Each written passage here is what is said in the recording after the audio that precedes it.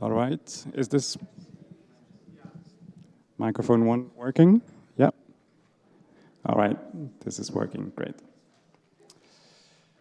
Okay, I think we can start right on time. Ladies and gentlemen, dear friends, dear colleagues, welcome to ICCT for this annual conference today. It is a real pleasure for us to welcome such distinguished crowd of policymakers, practitioners, thinkers of this world of terrorism and counterterrorism. I see many friends, many familiar faces, so I really very much look forward to this day of conference and conversations among ourselves here in The Hague or online for those who are joining us online. ICCT's annual conference is a place to gather thinkers and makers of counterterrorism and prevention of violent extremism, to think together, to reflect together on key issues of this day in our field. And that is particularly, and this is precisely in line with the mission of the International Center for Counterterrorism, which is basically to build bridges between research, policymakers, and practitioners to inform evidence-based policies and practices in line with human rights and the rule of law. Now, this year's edition takes place against the background of an evolving terrorist threat. The threat from jihadi terrorism is not gone. It is stabilizing, it is reorganizing, in some places it is resurging to some extent, but overall still lower than what we have experienced some years ago. But meanwhile, there is clearly a rising concern, worries about right-wing extremism and anti-government extremism or anti-institutional extremism, whatever term you want to use to qualify that challenge in Europe and elsewhere, and that concern has been rising over the past few years already. We have seen a rising number of attacks and plots. We've seen the attack in Bratislava last year, the Allen, Texas shooting last month, or the Reichsbürger, sorry for my German, plot in Germany towards the end of last year. We've also seen more arrests, more referrals in relation to these threats, and even occasional prosecutions. It is not really clear where the trend is going. But what is clear is that we need to pay careful attention to this trend, and we need to think more deeply to better understand these challenges that we're facing. Now, right-wing extremism is obviously nothing new, something we have experienced here in Europe, other places, for many, many years, decades. But it has evolved. It has, in fact, expanded in many ways. Ideologically, what we understand now as right-wing extremism covers many different currents, many different forms, from supremacism, identitarian movements, misogynist movements, etc., etc. The audience, the membership has grown as well, with the mainstreaming of right-wing extremist narratives and ideas in public discourse, including online, and in politics, which have made these ideas more widely acceptable. And the potential for violence has become more pronounced as well. Even at this stage, the potential for violence is perhaps higher than the actual violence stemming from this form of extremism. Anti-institutional extremism is not completely new either. Think of someone like Timothy McVeigh in the United States. But it has reached very broad segments of the population, boosted by the COVID crisis, boosted by conspiracy theories, among others. It covers a broad constellation of narratives and grievances, often loosely structured and connected, ranging from sovereign movements to anti-tech movements to anti-vaxxers, QAnon believers, etc. It is a movement that is mostly non-violent, Therefore, one would assume not a topic for the International Center for Counter-Terrorism. But there is a real risk for violence, and above all, a serious challenge to the functioning of democratic society. And if anything, think of January 6th as a reminder of where this can all lead, including in terms of convergence between right-wing extremism and anti-government extremism. Because indeed, the exact theme of this conference is hybrid extremism, suggesting that there is an overlap in the different extremism challenges that we're facing, but also suggesting that the topic is still moving, ill-defined, in transition. And precisely far-right extremism, and I would say our understanding of far-right extremism has evolved, whereas anti-government or anti-institutional extremism is still loosely defined term. And when we're looking at these challenges, the exact nature of ideology or the exact nature of the threats that we're looking at is often and increasingly fuzzy.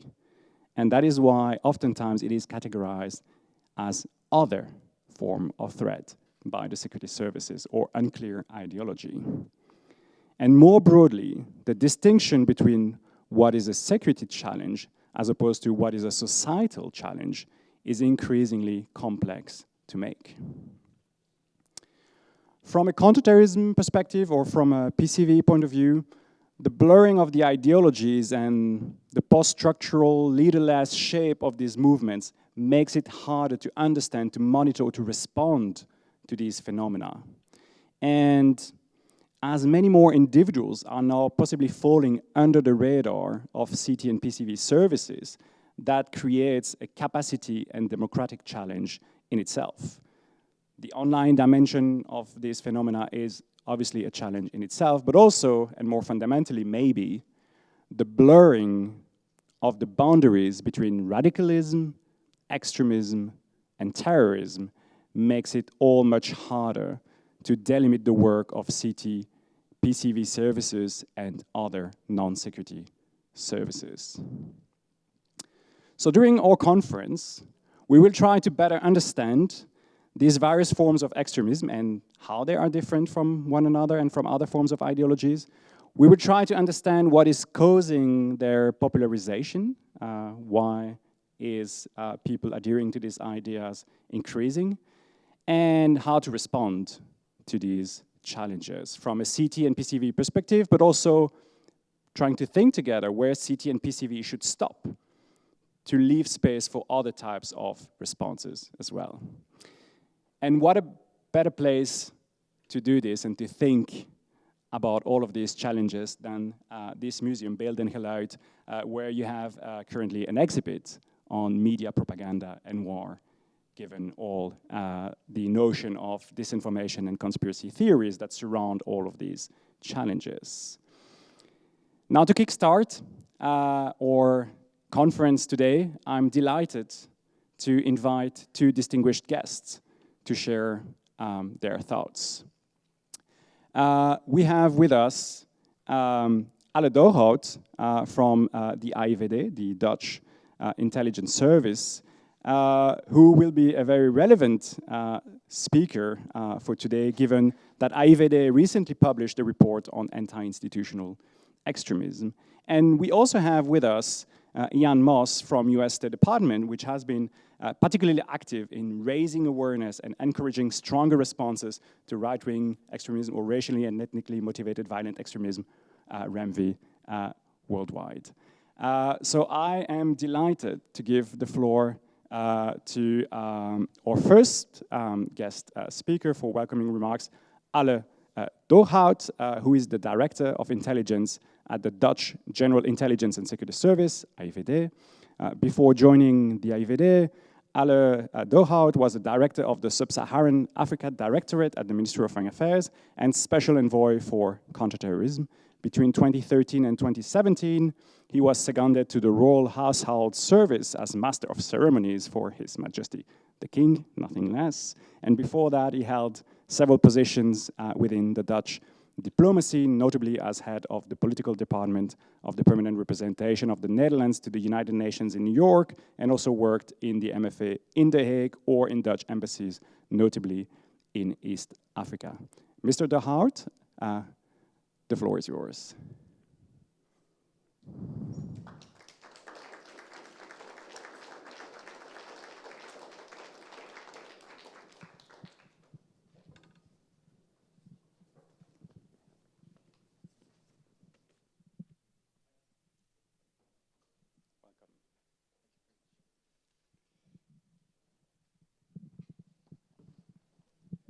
Good afternoon. I'm sorry I drop in just like this. But today I represent the General Intelligence and Security Service of the Netherlands, locally known as IVD. And it's a great honor for me to deliver these introductory remarks at the ICCT annual conference today. Thank you very much for the invitation. I am particularly honored because this year's theme is one that my organization has recognized as an important and very worrying topic. Last month, the AIVD published an open report on the subject. An English version will be released within a few months. The topic concerned is the rapid rise of so-called anti-institutional extremism. I believe this topic will draw our attention for some time to come and potentially pose a long-term threat to open and democratic societies like the Netherlands. The publication of our report was widely covered in the Dutch media. And in most of these articles in the media, many of the nuances came across. The picture on Twitter was slightly less enthusiastic, accusing us to stigmatize people that are critical of the government or of the independent institutions that are the foundation of our democracy. And let me be clear from the outset, the AIVD's point of view is that criticism, protests and demonstrations against institutions, even including actions that are bordering on what the law permits, are essential for the functioning of a healthy democratic order. An open debate in an open society is fundamental to our democracy. At the same time, it also makes our democracy vulnerable. I see it as the task for us all here today to protect that open debate.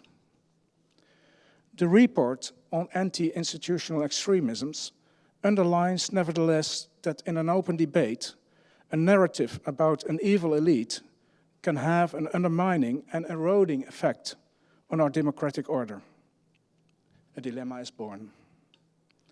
In order to fulfill our legal task and protect national security and the democratic order, we must identify new threats, analyze them, and, if necessary, as an agency, put them high on the agenda.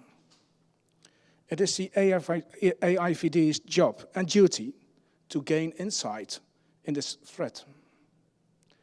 In doing so, we also put a message out there that may even be viewed by some as critical of the authorities. But perhaps the authorities, the same authorities, have also partially contributed to the growth of anti-institutional extremism. That is why it is good that you have gathered here today as professionals and as partners, because anti-institutional extremism deserves the attention of all of us. Allow me to point out to you some of the nuances around this new threat we have identified as AIVD. We think anti-institutional extremists pose a threat to our democratic legal order because they spread an ideology that is extremely hostile against our institutions. According to these extremists, there is an evil elite that secretly holds power over influential institutions, both in the Netherlands and globally. This evil elite has a hidden agenda to suppress, enslave, or even kill the population. To that end, that supposed evil elite invents crises and incidents like the corona pandemic, the war in Ukraine, and the earthquakes in Turkey. all as false pretenses to extend its power over the population. This ideology of anti-institutional extremists provides a frame that authorities, judges, politicians, scientists, and journalists are the enemy. Because, according to extremists, these institutions are all part of this evil elite. At least 100,000 Dutch citizens believe that this evil elite exists, and the number is constantly growing every day. The consequences could be dire: loss of faith in each other and in the institutions of our democratic legal order, but also intimidation and violence towards representatives of these institutions. In this way, people cannot discuss difficult subjects in freedom. While dialogue is so important in an open and free society, dealing with more and more complex challenges over time, as we do. This is why we have warned against anti-institutional extremism by publishing our report. We aim to provide an insight to the threat it poses against the democratic order. For the benefit of this conference, it's also important to note that from our perspective, in the Netherlands, anti-institutional extremism is distinct from right-wing extremism. Although there is some connection between the two movements, and the origin of the anti-institutional ideology can be traced back to anti-Semitic conspiracies. Most anti-institutional extremists in the Netherlands do not consider the evil elite as Jewish, nor do they believe that the white race is superior, as the right-wing extremists do. In our report, we also urge institutions to regain the trust of the Dutch public. We assess that the recent incidents caused by the authorities and the lack of full and open communication has eroded the trust in Dutch institutions, and thereby its resilience against the ideology of the anti-institutional extremists. We also need to acknowledge that close cooperation becomes evident and more urgent and more extensive if we want to counter the threat posed by anti-institutional extremism. The AIVD must work with partners. We cannot work from an island. We can only work as part of a network. That is why earlier this month, the AIVD hosted a seminar with partners from central and local governments, the public prosecutor, the national police, even the minister attended, and many others to discuss this topic. Our intelligence increasingly helps authorities, companies, and other people to make informed choices in a world that becomes more complex, unsafe, and tumultuous at the same time. The democratic legal order is not a quiet possession. It never is. It deserves active protection against extremism. That is why the AIVD thinks it's essential to increase resilience of our society against the anti-institutional narrative. And we hope that our publications do contribute to that aim. Let me conclude. The AIVD's task is to identify the threat.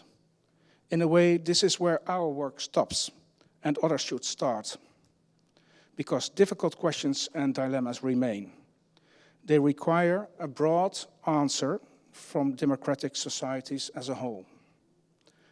I sincerely hope that the international scholars, policymakers, and practitioners that are here today will contribute in finding part of that broader answer and have a valuable exchange of views and a good discussion about this subject. And I wish everyone here a very fruitful meeting. And I'm very sorry I can't stay all afternoon to be part of that. But thank you very much for your attention.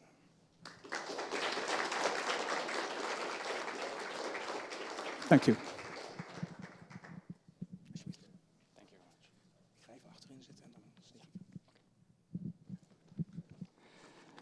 Thank Thank you very much indeed, Mr. Delhart.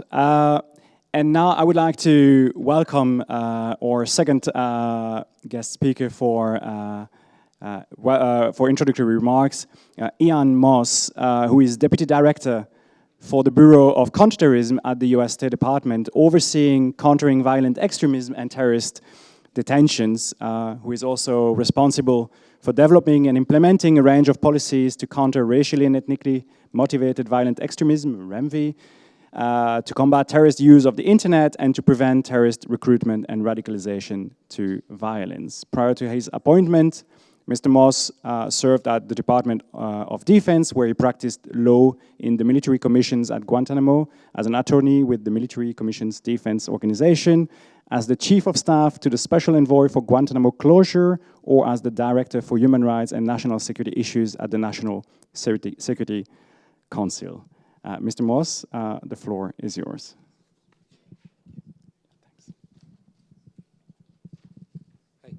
Good afternoon.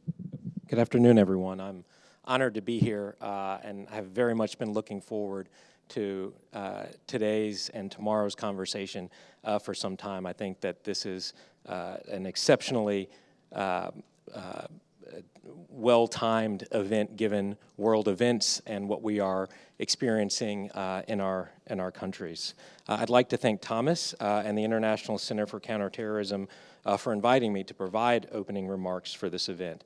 The research that ICCT has conducted on all forms of violent extremism and terrorism has certainly helped the United States, and I know other governments as well, as we formulated evidence-based approaches to these threats.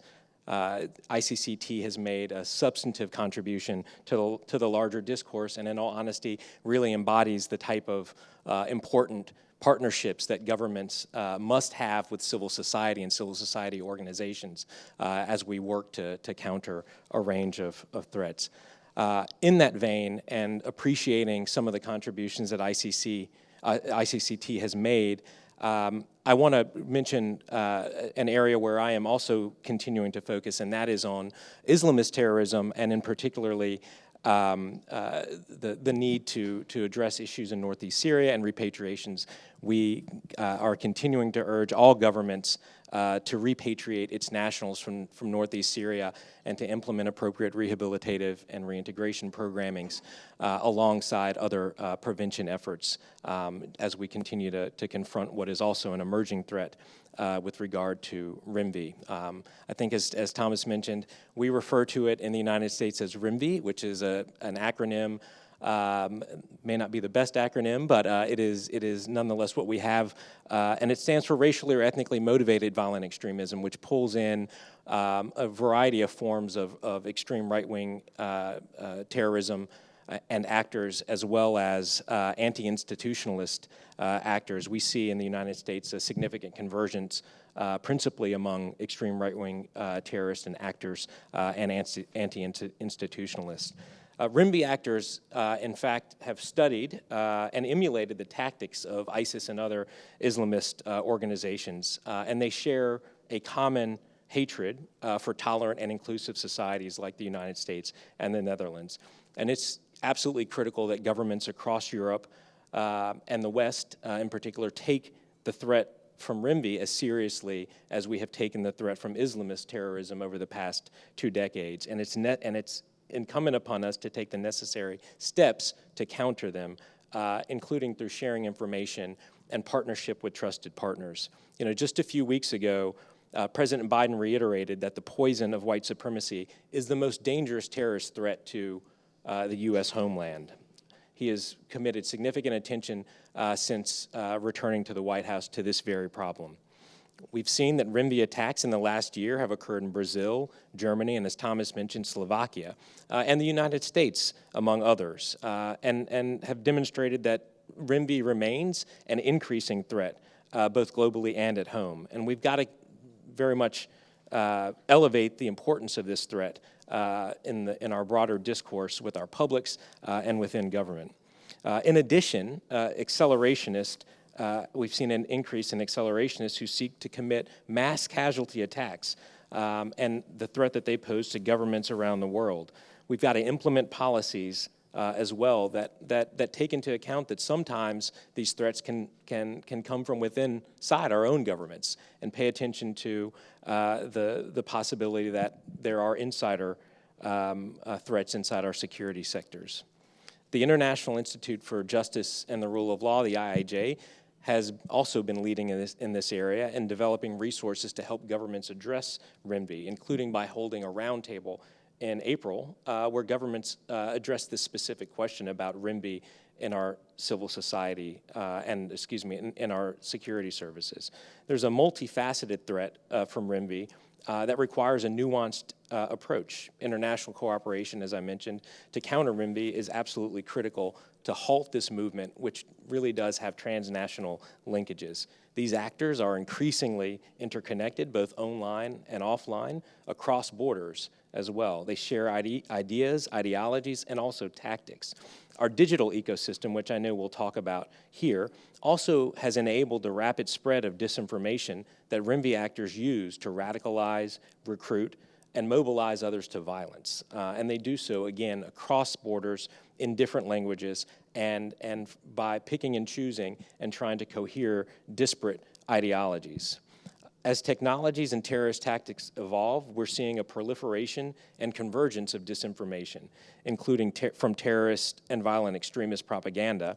And these actors are increasingly espousing anti-institutionalist and accelerationist ideology through online hate speech, and in particular through anti-Semitic content. We've also seen an increased normalization of hateful and violent extremist views, which have inspired lone actors to engage. As Thomas mentioned, there's effectively been a mainstreaming, in a sense, of some of this ideology. But we at the Department of State are leading the U.S. effort to build international coalitions to use a broad range of tools to counter the transnational threat that RIMV actors pose to our societies. We're also working to limit the spread of those ideologies by engaging civil society and the tech sector as well. These efforts also include diplomatic engagement to bolster information sharing among governments, also the sharing of good practices, including in multilateral fora like through the Organization for Security Cooperation in Europe, through the Global Counter-Terrorism Forum, and through supporting civil society organizations designed to build resilience in communities like the Strong Cities Network. And I'll add, just this afternoon, Amsterdam and the Strong Cities Network announced their partnership. So we're very, very happy that the great Dutch city of Amsterdam is now a part of the Strong Cities Network.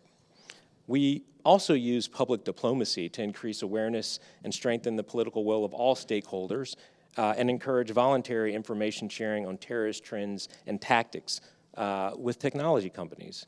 We're increasingly focused on using our foreign assistance to build our partners' capacity, including leveraging our terrorist sanctions authorities and using other available tools to prevent the travel of extremists and terrorists.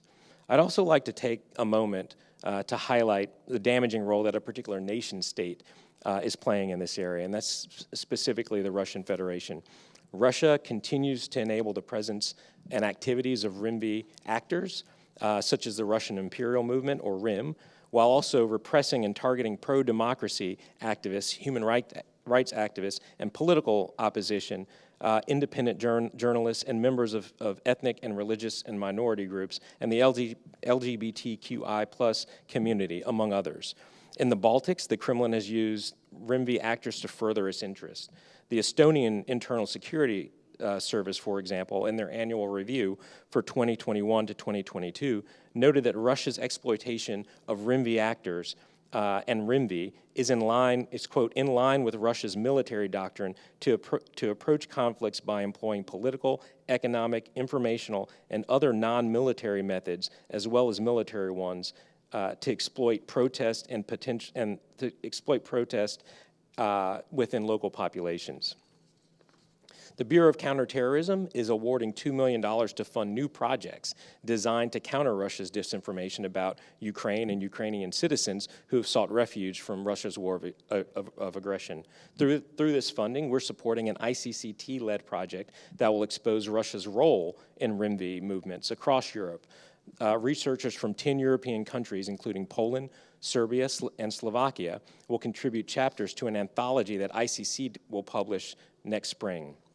It's important to continue to shine light on Russia's longstanding efforts to leverage RIMV groups to weaken and undermine the transatlantic alliance. Years of false Kremlin rhetoric about the need to denazify Ukraine, after all, was used by Putin to justify Russia's full-scale invasion of Ukraine.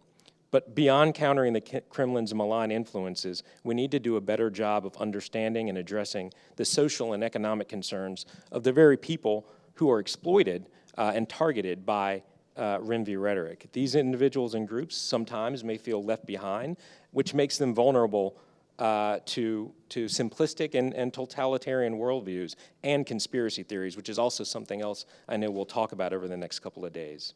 Increasingly, we're seeing RIMV actors infiltrate issue-oriented groups, such as those focused on climate change or wellness or housing, as a means of spreading their ideology and exploiting shared sympathies on a particular topic to recruit new adherents. We must work together to counter this threat and build upon the collective efforts and strengths. On June 6th and 7th, the Departments of State and Justice, the U.S. Departments of State and Justice, in partnership with the government of Norway, held the second Counter-Terrorism Law Enforcement Forum in Oslo. The forum brought together over 100 law enforcement officials, prosecutors, and other criminal justice practitioners from 40 different countries and institutions to discuss the transnational linkages between and among RIMV actors across the globe. The forum in Oslo built on conversations from last year's launch, co-hosted by the government of Germany in Berlin. The forum participants discussed the importance of information sharing and the need for greater collaboration among governments and civil society to counter the RIMV threat. The next meeting of the Counterterrorism Law Enforcement Forum will be held in the spring of next year. Additionally, in early June, the United States and Norway hosted a virtual series of working-level tabletop exercises to help practitioners in civil society actively apply the recommendations from a global counterterrorism forum RIMV toolkit, which was adopted in September of last year. The workshops brought together over 120 participants to explore the toolkit's 26 comprehensive recommendations, informed by a whole-of-society perspective that highlights good practices, international, regional, and national and local policy actors' expertise that they've brought to bear on this subject. In late 2023 and into 2024, the U.S. and Norway are planning to build on these successful exercises and further explore the applicability of the recommendations. RIMV is not only a global threat to security, but it's also a threat to human rights and democracy, as the director mentioned. We must take a concerted approach to understand how to collectively address this issue and to do so in partnership with civil society, with organizations like ICCT. In an era of rapidly evolving generative AI and increasingly sophisticated deep fakes, online users need education in media literacy and critical thinking skills, such as basic fact-checking to help them better understand what they're consuming online.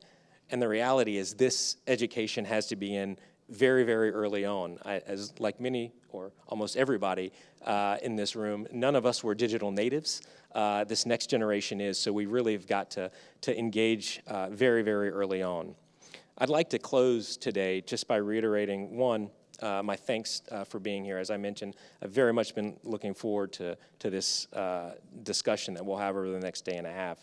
But I also want to emphasize that this partnership and dialogue with civil society really underscores how we need to focus on this problem. If we don't engage with civil society actors, we run the risk of having the architecture that we build not take into consideration the real imperative that we must protect human rights and fundamental freedoms, including the freedom of expression, as we work to counter terrorism and violent extremism, online and offline.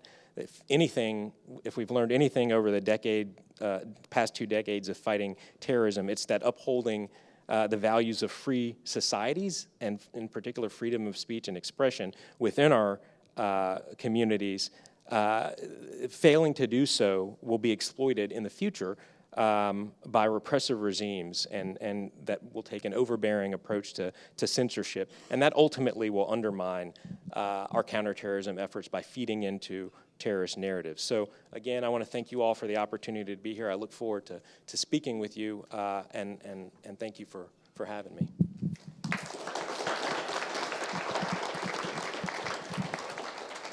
Thanks a lot, Jan. Thanks. Thank you very much, Jan. And indeed, US State Department support to ICCT is very important. For those in the room, you can find more information about the project that Jan mentioned in the brochure that was on your chair. For those joining online, you can look at the projects page on our website to find information about that project and many other projects that are conducted by ICCT. Now, without further ado, I will hand over to Dr. Bibi van Ginkel, who is a Senior Research Fellow at ICCT and the lead for the program on PCV to moderate the so-called crossfire exchange between two prominent speakers. Bibi, the floor is yours. Thank you very much. As they turn this on. Am I on? We are putting the chairs, and while they are doing the new setup, if I can invite my speakers to the stage. So we have Dr. Cas Moede. Is he already arrived? Yes, coming in now. And Dr. Catherine Thorleifsen. Please have a chair. Here's the Oslo connection. I both give you a microphone. Please. Thank you very much also, Ian, for your opening remarks, and maybe just if I have the privilege now to take the floor a little bit before we kick off with our crossfire, to say that particularly your last remarks about how important it is to keep rule of law and human rights and had the center of the principles of our democratic societies, particularly challenging in time when we are still conceptualizing the problems.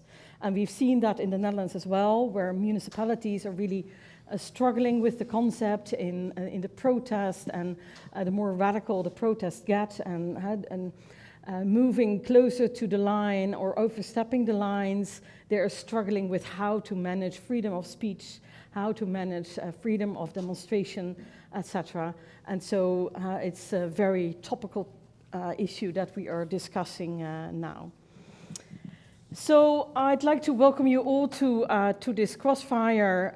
Special welcome to our guests, who I will introduce in a minute. Welcome to the audience also here in the room, but particularly also online. We very much value your interest and engagement in our annual conference from the different corners of the world. There will be a Q&A after we've heard our panelists speak. And I would particularly encourage the online community to already post their questions in the Q&A feature that's in the Zoom session. You can already start doing that during our crossfire. And we will try to collect as many questions and answer as many questions as possible, along with the questions from the audience. And just also to say up front that there will be, after our sessions, a brief survey popping up online for you to answer a couple of questions, which will help us improve our live briefings in the future. So as Thomas said, my name is Bibi van Ginkel. I'm a senior researcher and program lead for the Preventing and Countering Violent Extremism program at ICCT, and I will be your host for this crossfire. So to introduce our guests, here on my left, your right, we have Dr. Catherine Thorleifsen. She is an associate professor of social anthropology at the University of Oslo. Past 2 decades, she's been researching the drivers and dynamics of far-right mobilization and political violence, conducting long-term field work amongst activists in Europe, Middle East, and the digital subculture. She is currently leading the Norwegian government-appointed Commission on Extremism that will recommend strategies for improved PCVE and CT policies and practices. and she holds a PhD in anthropology from the London School of Economics and Political Science. So very welcome to you. She's authored many books, and just to mention a couple of titles that stood out, one in 2019, In Pursuit of Purity, Populist Nationalism and the Radicalization of Differences. So I think we're quite interested in that. And the same year also The Appeal of Populist Nationalism in the Age of Accelerated Change, as well as Donald Trump declares himself a nationalist. That was also an intriguing one, in the publication called Tracking the Rise of the Radical Right Globally. So we would very much like to hear more about that. And then we have Dr. Kaz Mudde, who gracefully interrupted his holiday to be with us. So thank you very much for that. He's a Dutch political scientist focusing on political extremism and populism in the Western world. He is the Stanley Wade Shelton UGAF professor in the School of Public and International Affairs of the University of Georgia, as well as an adjunct professor in the Center for Research and Extremism at the University of Oslo. Authored several books, but again, I found a very intriguing title, The Far Right Today, with a catching promo text at the back of the book, I suppose, starting with the phrase, "Far right is back with a vengeance." So I think that will kick us off for this particular discussion. So looking at that, indeed, we have seen some of the largest democracies where far right has taken power over the last years. We already heard in the previous speakers how we know Brazil, but also India, talking about Global South. One of the workshops tomorrow will be on that as well. The US with a previous government and still trying to get in power again. But more recently also in Italy, we saw a more far-right government taking a particular role, and also in Israel. They are really shaking the fundamentals of the principles of democracies. And then again, there is the narrative used by Russia also in the war in Ukraine, as this is supposed to be fighting neo-Nazis. So we see it's there, it's very much on the agenda, and it's almost like we're only now starting to pay attention, like this is a new topic, but it has not. And I hope you can shed some light on that. So what are your views on this new attention from policymakers and politics on this new attention for far right? Catherine. Well, first and foremost, it's not new. So the far right threat is decades long, but it has now renewed emphasis because we've seen also not just the rise of parties across established democracies, as you mentioned in Turkey, Brazil, the US, Hungary and elsewhere. We also see the violent escalations of internet culture and also movements. And as was mentioned, this is also in the digital world, and it's transnational, and it also requires transnational cooperation. In the past few years, as Kaz, I also started out studying parties, but increasingly I've been studying digital subcultures. And there you look at a global co-production of both enemy images and propaganda that are also calling for the violent destruction of the current state of affairs and to have the white race being reborn and re-emerging. So fascism today is more fluid, it's post-organizational, and it's also more eclectic. And that's what we're looking at. We're looking at both, of course, established party politics, but we're also looking at shadow politics in digital subcultures and how that also influences and also threatens democracy. So I guess it depends where you come from. In 1982, here in the Netherlands, there were thousands of people demonstrating against fascism because one lone person got into parliament. Name was Hans Janmaat, who got into parliament with a program that is now pretty much shared by almost all the parties in the Netherlands. but was considered a threat to democracy at that point in time. Last election, almost 25% of Dutch people voted for radical right parties, and there was no one in the front of the parliament. And so if we're talking about we're more upset, then it depends. I think more than anything, we have become much more accepting of some of the key points of the far right. And we're increasingly pushing the concept of the far right and what is threatening further away, because the radical right has gotten closer and closer into the mainstream. And so, for example, the US, everything is about the far right at the moment. Or you won't call it the far right, you call it all other names, because otherwise the Republicans get upset. And so at the moment we have all kind of committees, and they're looking at the Oath Keepers, they're looking at the Proud Boys, which are two groups which are pretty small and are never going to topple the regime. They're not looking at the Republican Party, which is very big and which might topple the regime. But that is so big that we have made it into the mainstream. I think one of the problems of the mainstreaming of the far right, not just parties, but also the ideas, is that we have shifted further to the right. And obviously we're very upset of certain groups.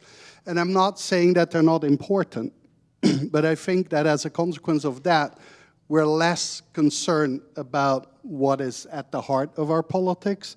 And you just named a whole selection of actors, but let me pick up on one of them, which is Giorgia Meloni, the Prime Minister of Italy.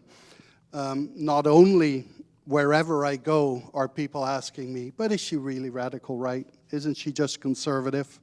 She's currently the most coveted prize of the European People's Party, which is the biggest group in Europe, which is a center-right group who would love to have her join. Right? I think that is a process that should be more central. But what is also important is, because of the mainstreaming of the radical right, setting the boundaries of what is threatening and what is not are constantly shifting. And I think it's important to keep an eye out on what has happened over the last 4 decades. So actually, part of the problem has been that policymakers or countries themselves have been blind to the right eye, perhaps, almost facilitating these developments by not calling it to a stop. Is that basically what you're saying? Or maybe, Catherine, you'd like to comment on that? Well, that is the biggest threat, and how democracies die today is by democratically elected leaders that are from the radical right, and they attack democratic institutions and values. And we have several good examples in Europe, Hungary being one, where you see an extremist party entering a coalition with the current governing party, and how democracy is systematically being withdrawn or eroded.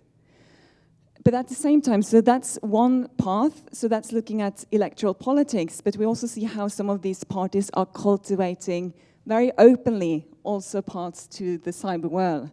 And I remember doing fieldwork in 2015 with radical right politicians and voters, and they said, you know, we are going to knock doors, but we're also going to mobilize an army of mimetic warriors, so the cyber keepers, or those that are engaged in transatlantic production of propaganda. So both look at the attacks on democracy from within, but also from movements and also smaller organizations that are propagating similar ideas. And why would you say that people are so much attracted to these movements? Because they keep growing. So what are the underlying factors here in our societies that facilitate that? Well, it's some of these movements and parties are fulfilling quite human needs. They are translating local grievances on the ground, whether that's loss of status, it's fear of demographic change, or and so forth. But they're translating those real grievances into very frozen enemy images. So, for instance, at the height of both the refugee crisis, the pandemic, with the ongoing now full-scale invasion of Ukraine, the Russian invasion of Ukraine, you see lots of disinformation campaigns that are designed to both polarize and destabilize not only European integration, but also inside nation states. So really appealing or creating also a sense of crisis and existential threat. Right. Cas, do you like to add to that? No, I think the perceived sense of crisis is very important, as well as the perceived failure of what we generally call the mainstream parties. Very few of these parties come up because people are happy. They offer something that is radically different, and so that means that what is considered normal is not appealing. And I think that is a part that we're a little blind of. When we talk about Orban, for example, in Hungary, we talk about his charisma, his organization. They're both important. But what is at least as important is the complete implosion of the Social Democratic Party as a consequence of many scandals.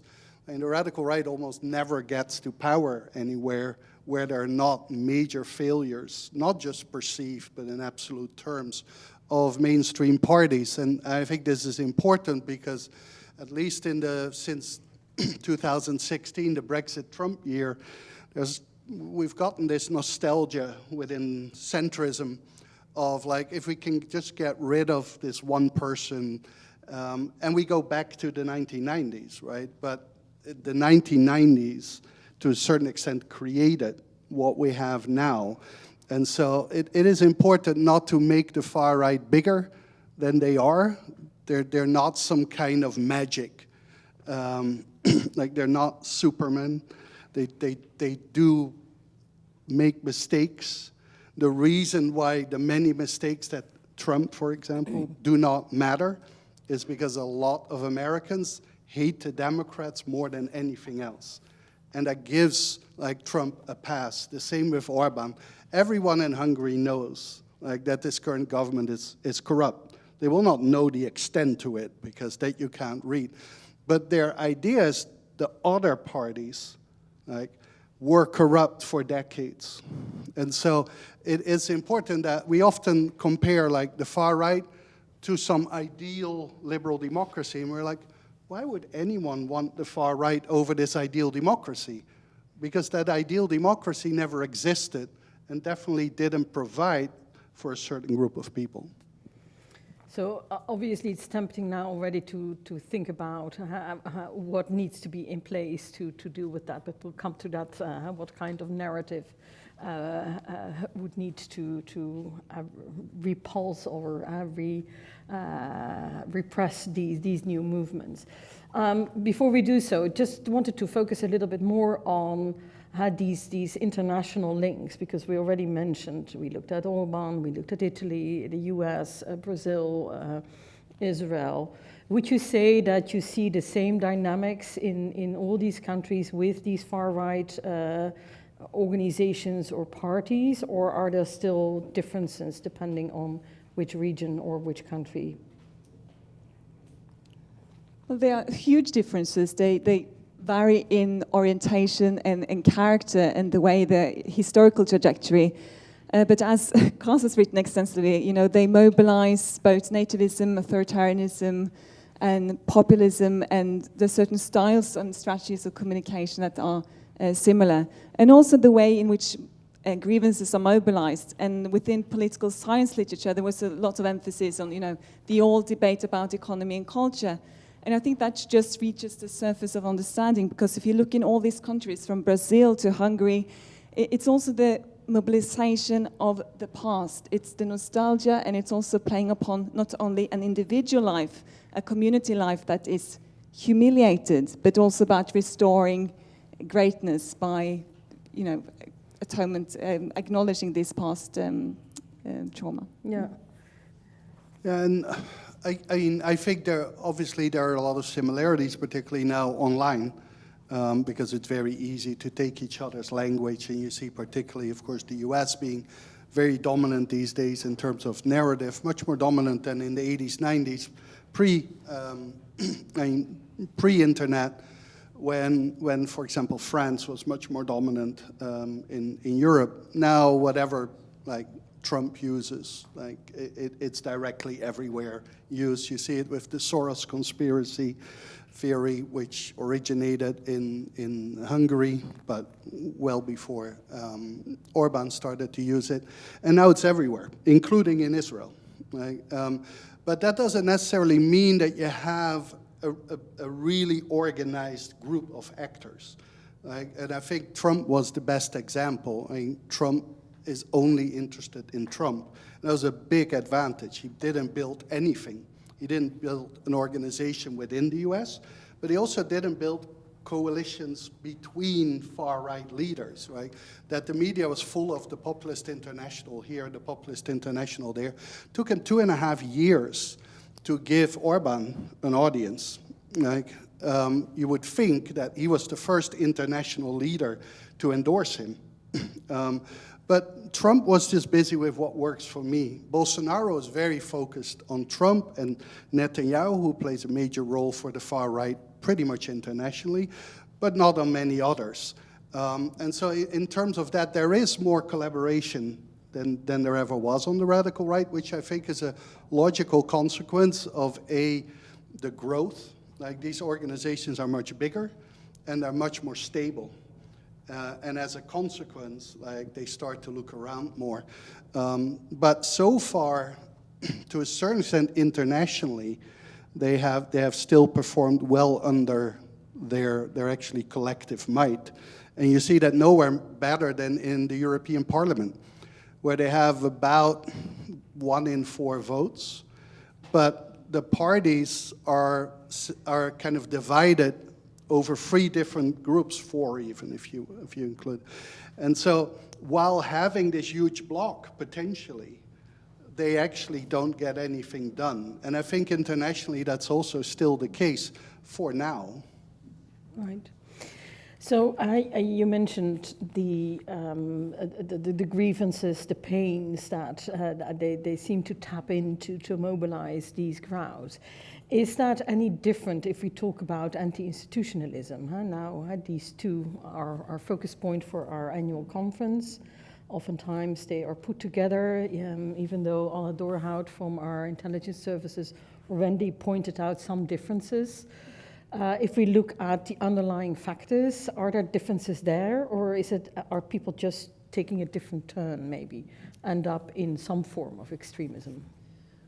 Well, there are overlaps, but there are, what's uniting the grievance is this deep resentment for the elites, and that, my life is not any better. I'm citing now informers, it's a disgrace, it used to be better.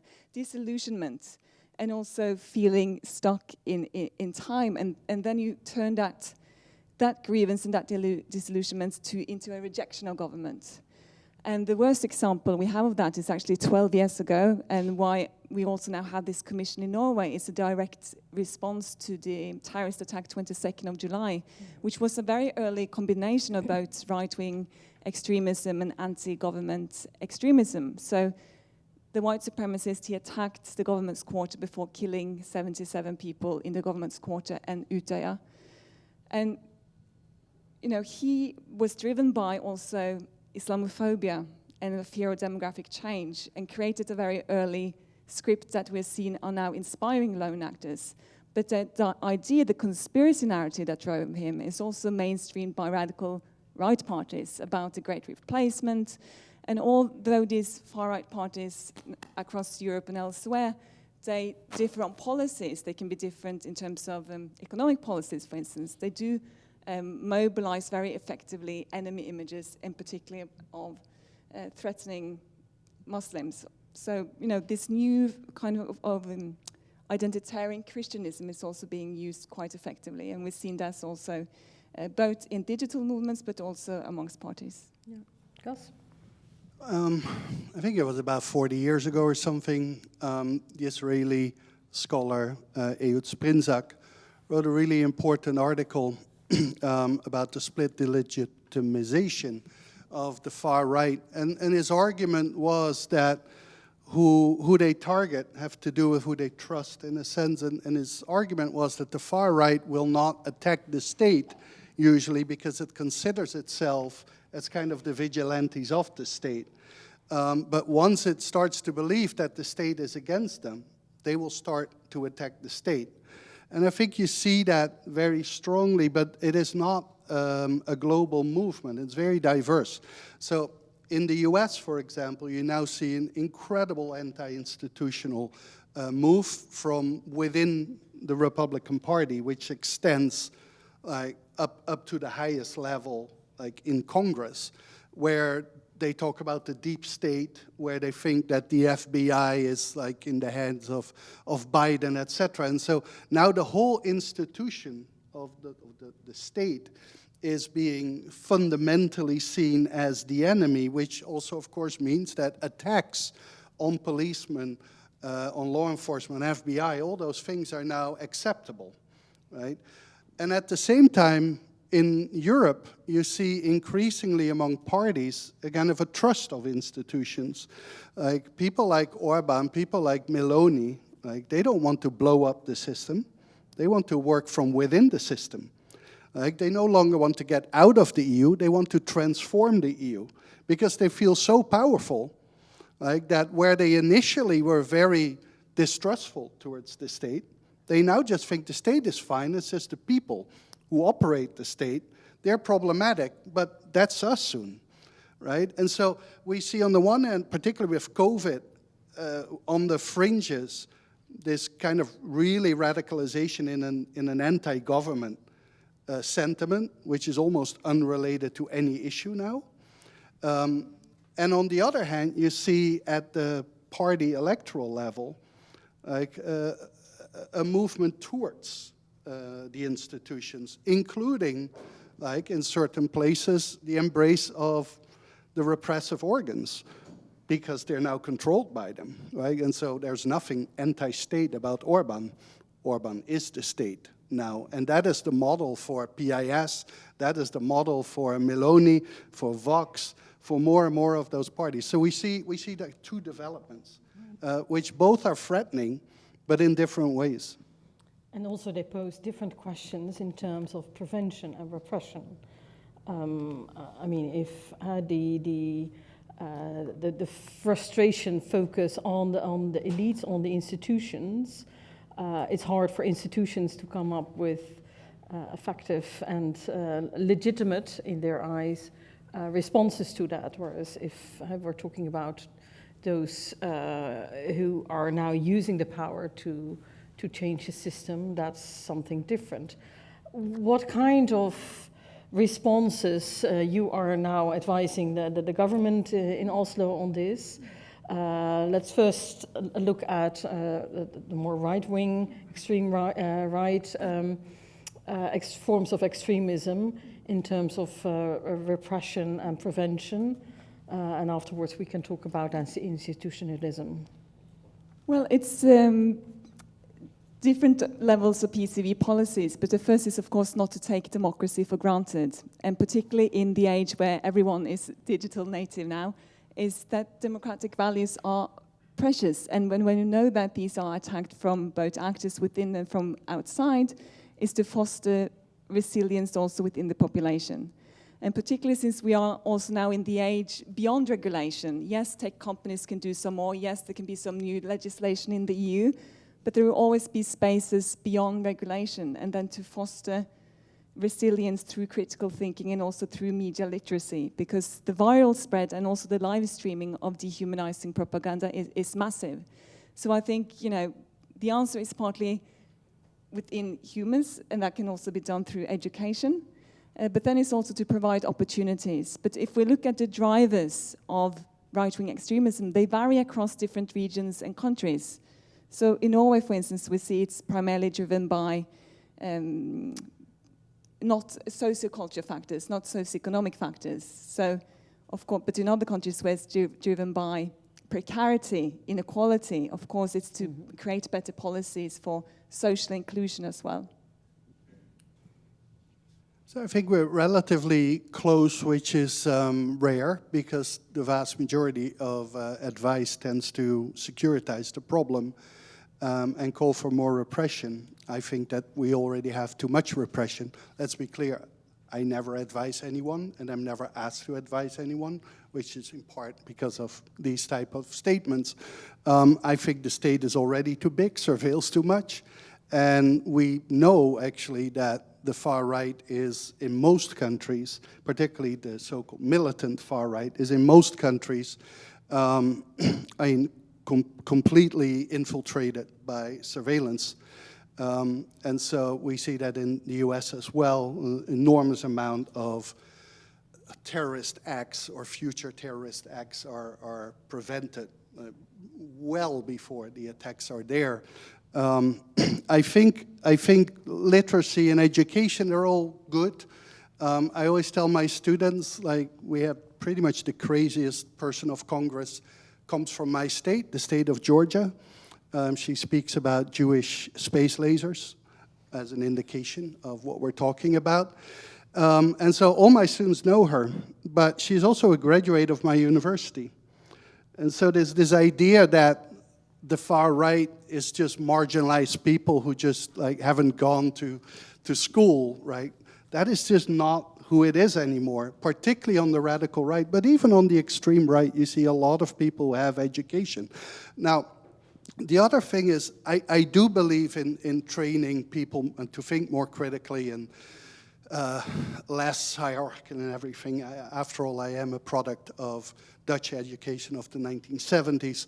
So we went through all of that. One of the big problems, again, is we have a colleague who you might know, Cynthia Miller-Idris, who has payroll at American University. She does awesome work, and she all the time says, we should do this. And she comes up with this great, based on Germany, model of education. And I say, that's illegal in my state. Like in the state of Georgia, you cannot use divisive concepts like gender and race.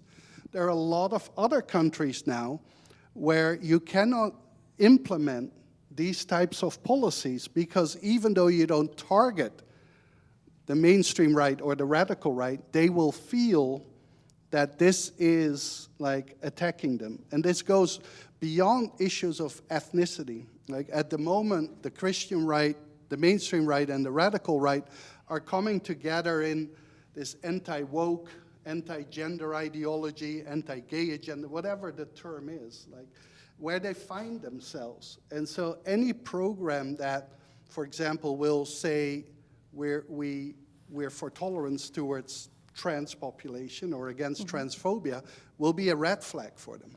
Right? That's like, oh, but that's argued against us. That's argued against natural kind of society. So before I give the floor to you, Catherine, so this is what in your mind will not work, but I'm also looking for high kind trajectories of prevention that will work. Okay, well, I mean, very simple. Individual terrorists will always be here. It doesn't matter how repressive you are. China has a major problem with terrorism, as have other types of systems. You don't legislate on the basis of these individuals.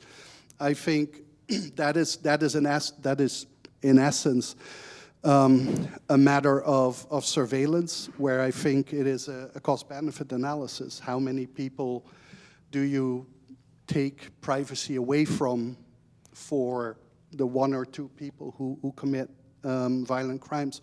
I think for me the bigger thing, which is where Catherine and I are similar, but I call it like strengthening support for liberal democracy. In the end, the radical right, the far right, profits from people being unhappy with the system. I think a lot of people are unhappy with the system because they don't understand the system. I think many people are unhappy with the system because they think there are a lot of crises that the media and politicians talk about, which are not crises of the system. They're just differences, like things change.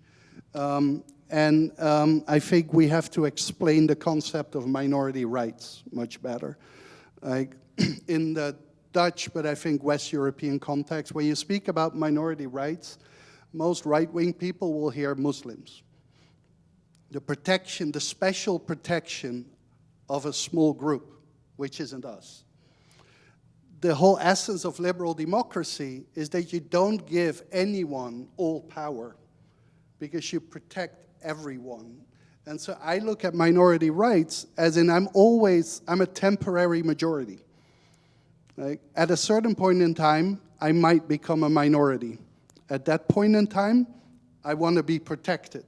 And we know from social psychological research that people are more worried about losing something than they're excited about gaining something. So if you explain like that minority rights are a potential future protection for you, and they're not for a specific group, and that majorities and minorities change, I think that will, or I hope, that that will make people understand the system better and why it also works for them. So I think there might still be a role in education, in explaining. I'll turn to Catherine. You desperately wanted to respond here. Yeah, it was just qualifying what I meant about education, and it's precisely about fostering not only democratic values, but democracy in practice. So we've been traveling a lot with the Commission, also reaching various marginalized communities, reaching young people, and they say, you know, democracy is irrelevant to me. I don't know how it works. And then the government never listens. And then the government is suddenly there, or those that are advising the government, and it listens. But it's that having democracy in practice, and my voice and my experience and my life matters. Because you get angry if you feel like your grandchildren will not have a voice that matters, you know? So this is about creating a democracy that works for all by also having those structures for inclusion and also for voice. Now turning to how to prevent or deal with the problem of anti-institutionalism, where do you see differences in how governments or societies should to deal with that problem? Because obviously they have a credibility problem themselves as the institutions that are no longer wanted or that they are rallying against. Well, it's obviously to try and foster trust in government and in institutions. But I mean, in a high trust country like Norway, that might be an easier task than in countries that are riddled by corruption and cronyism. So, but of course, we also see some of the same discourses. And well, I think having also studied now Norwegian activists in some of these subcultures, they compare their lives to activists in Canada and the US more. I mean, they follow American politics daily and are translating some of the tropes and of the freedom convoy, so forth, into Norwegian context. So I think it's really also to take these digital lives seriously in prevention work, that, you know, it might not just be your local town that inspire your shaping or how your life is experienced, but it actually is also tied to lives lived elsewhere. Yeah. Yes. Cas? Just to clarify the point on education, I'm not against education. I think it has probably more power than anything else, but it still has limits. And more importantly, within the current structure, you cannot do the kind of campaigns that here in the Netherlands, like we had thousands of these campaigns in the 80s and 90s. Now, clearly that didn't work out particularly well because we moved heavily to the right since. So there's always a limit to it. But more importantly, what I find remarkable about a lot of people who are busy with the far right is, on the one hand, we talk about the mainstreaming of them the whole time, and at the other hand, we expect that fighting the far right is exactly the same as before. I mean, we have very different concepts of who the far right is. Right? And so that's number one. So yes, if you keep it vague, then I have students who are far right and who are also worried about the far right. But for them, the far right is like this small group of neo-Nazis. Yeah. For me, it is a huge category. We will surely unpack that further during our conference. We are coming to an end, but please, you have a final thought. No, speaking of terminology, because in the Commission we have a double mandate. We're looking both at radicalization towards violent extremism and terrorism, but then also extremism as defined as rejection of human rights and democracy. So that is a double mandate, and it requires different sets of PCV tools. Yeah, I think that's also something that Alle Doorhout mentioned in his opening remarks of our intelligence services, that they particularly looking at it as a societal problem at the moment, undermining society, but democracy. But still, they cannot exclude that there might be violent aspects to it. And maybe as a final question before I turn to the audience who've been very patient and our online audience, how worried should we be about a violent aspect of this right-wing or anti-institutional extremism? Just in one sentence.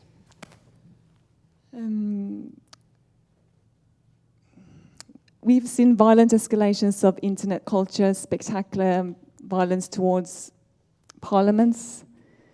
So we should be worried, and we should also follow the threat landscape, and particularly looking at how these transnational milieus are both shaping the threat landscape and also how it's transnationally produced. But yeah. Cas? I live in the US, and so violence is a threat all the time from every side. But there is no doubt that the threat from the far right at the moment is the key threat. We had a coup attempt like 2 years ago. We have a massive amounts of weapons which are disproportionately in the hands of right-wing people. Like all of those things we know. And if you see studies in how they perceive the world that they live in, and what they believe is being taken away from them, I think the threat of violence is massive. Not at the institutional level. Like, I think as long as there's a Democrat in power, there won't be a coup d'etat successful. But at the state level and at the local level, I think that if the Democrats stay in power, that the level of violence will go up significantly. Well, thank you both very much. Please stay on the stage here. I'm now turning to the audience and also to our online community. I'm actually first looking at my colleague Barbara in the back to first give the online community the opportunity to, there you go, to ask a couple of questions. So if you can just cluster a couple of them together, and then we first turn to Catherine and Cast for their answers. Yep. I don't know. Can you please stand up so I can see you at least? Yeah. Is it on? No.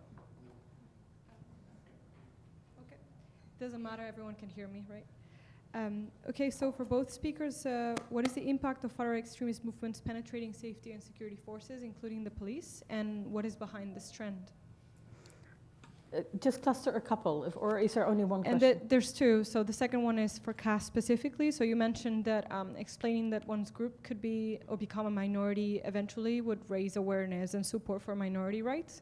But the question is, couldn't this also lead to their increased violent extremism in order to prevent their own group from becoming a minority? All right. Catherine, please, first. You should answer with police. Okay, Cas. I trust society. I trust society. So we have little systematic research into the far right in law enforcement and in the military. But pretty much every single research that we have is that it's disproportionately high.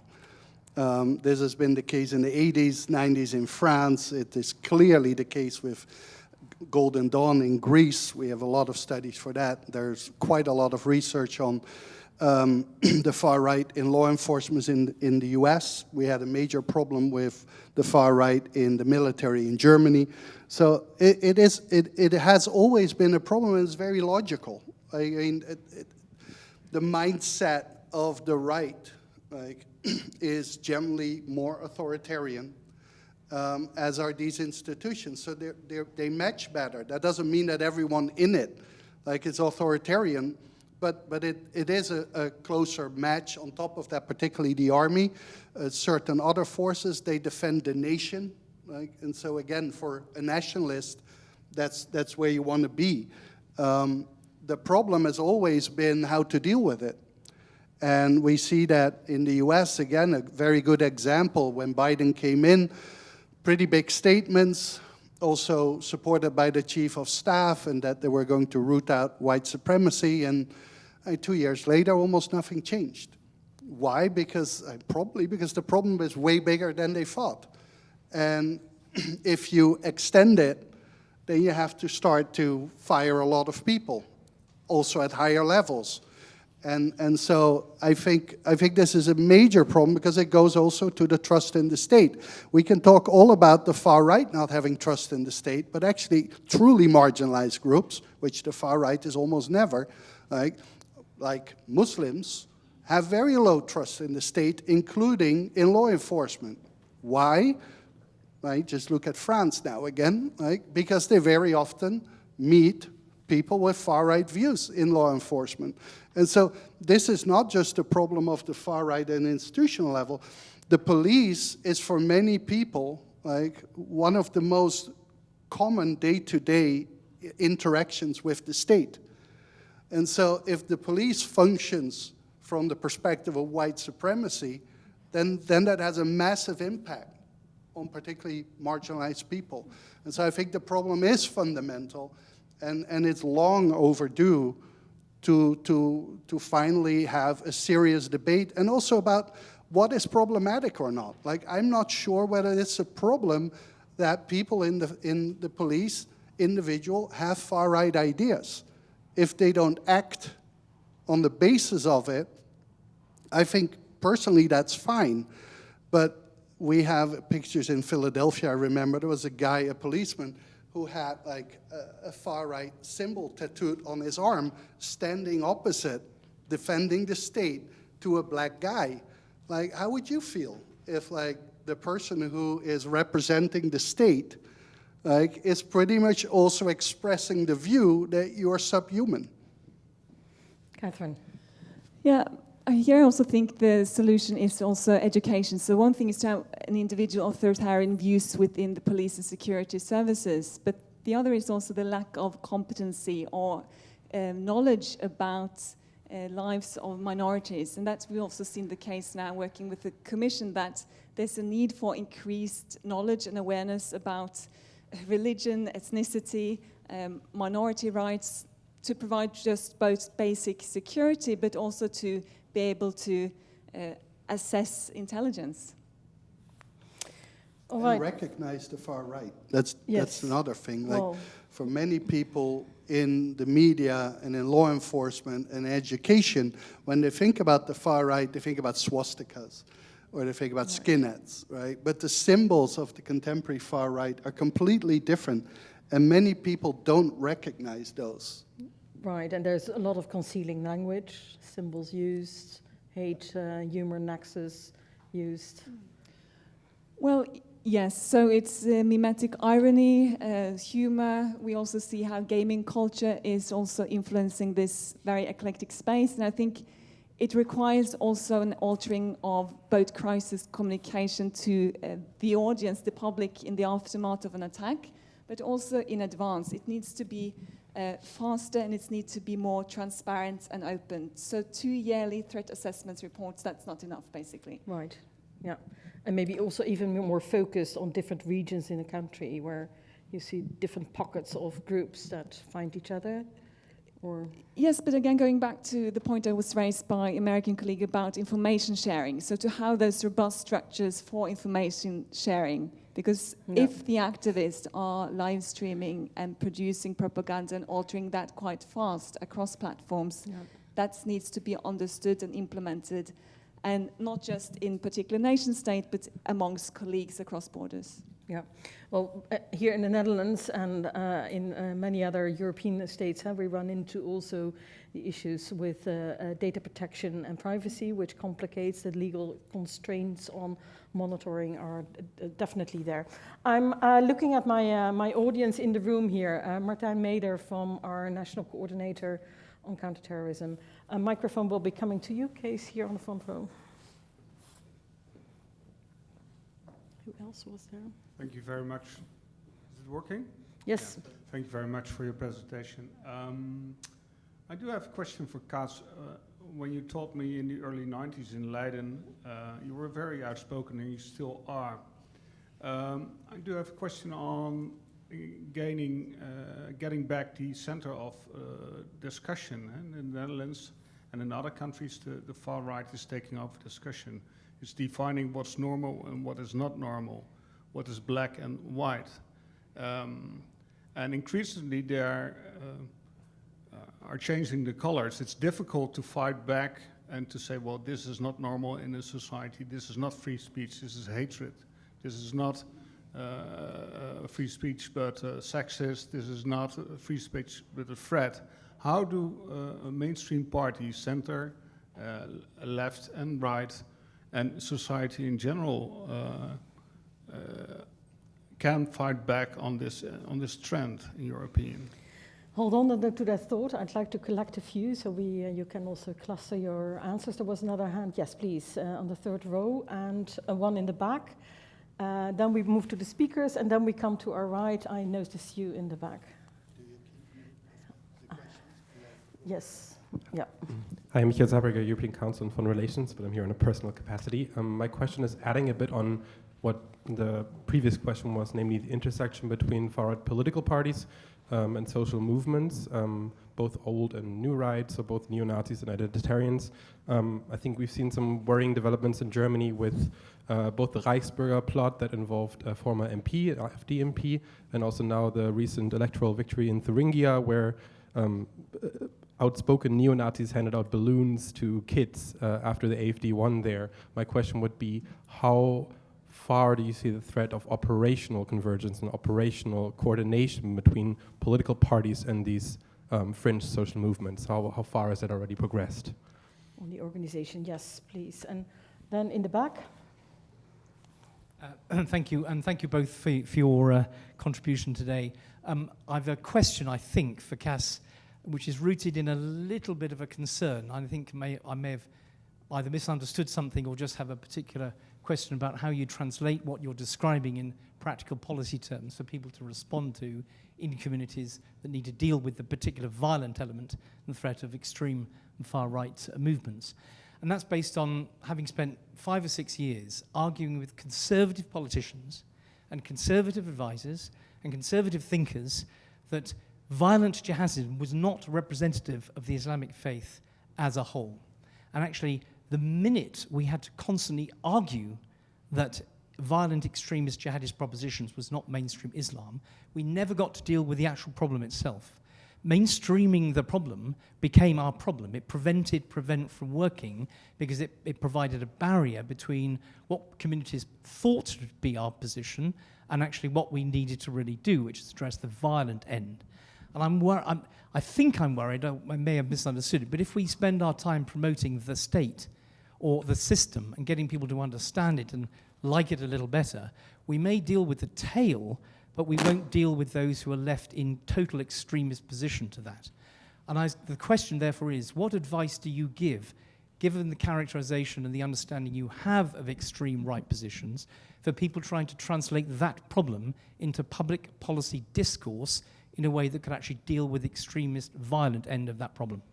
Thank you very much. So, in fact, our claim for tolerance becomes sort of an opening for intolerance in a way, quoting Popper, I think, almost.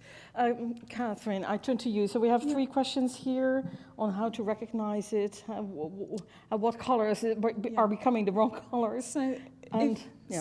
So to begin with the final question there, of course there will be different tools towards the different definitions of extremism. So if we're looking at rejection of human rights, democracy is, as we said, fostering resilience within the population at large. To prevent violent extremism, as we see it, we've seen a huge potential in also empowering parents and caregivers and first-line practitioners with knowledge, detecting leakage signals, standardized risk assessment tools, of course, across regions.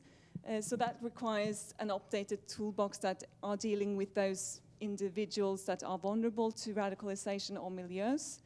And it's a different toolbox, and it's aligned with the police security services in Norway. But of course, the challenge is then not to create suspect communities or practices of undue profiling. So we are learning both from Prevent and other programs across Europe how to both refine and improve these strategies in Norway. Yes, thank you. Yes.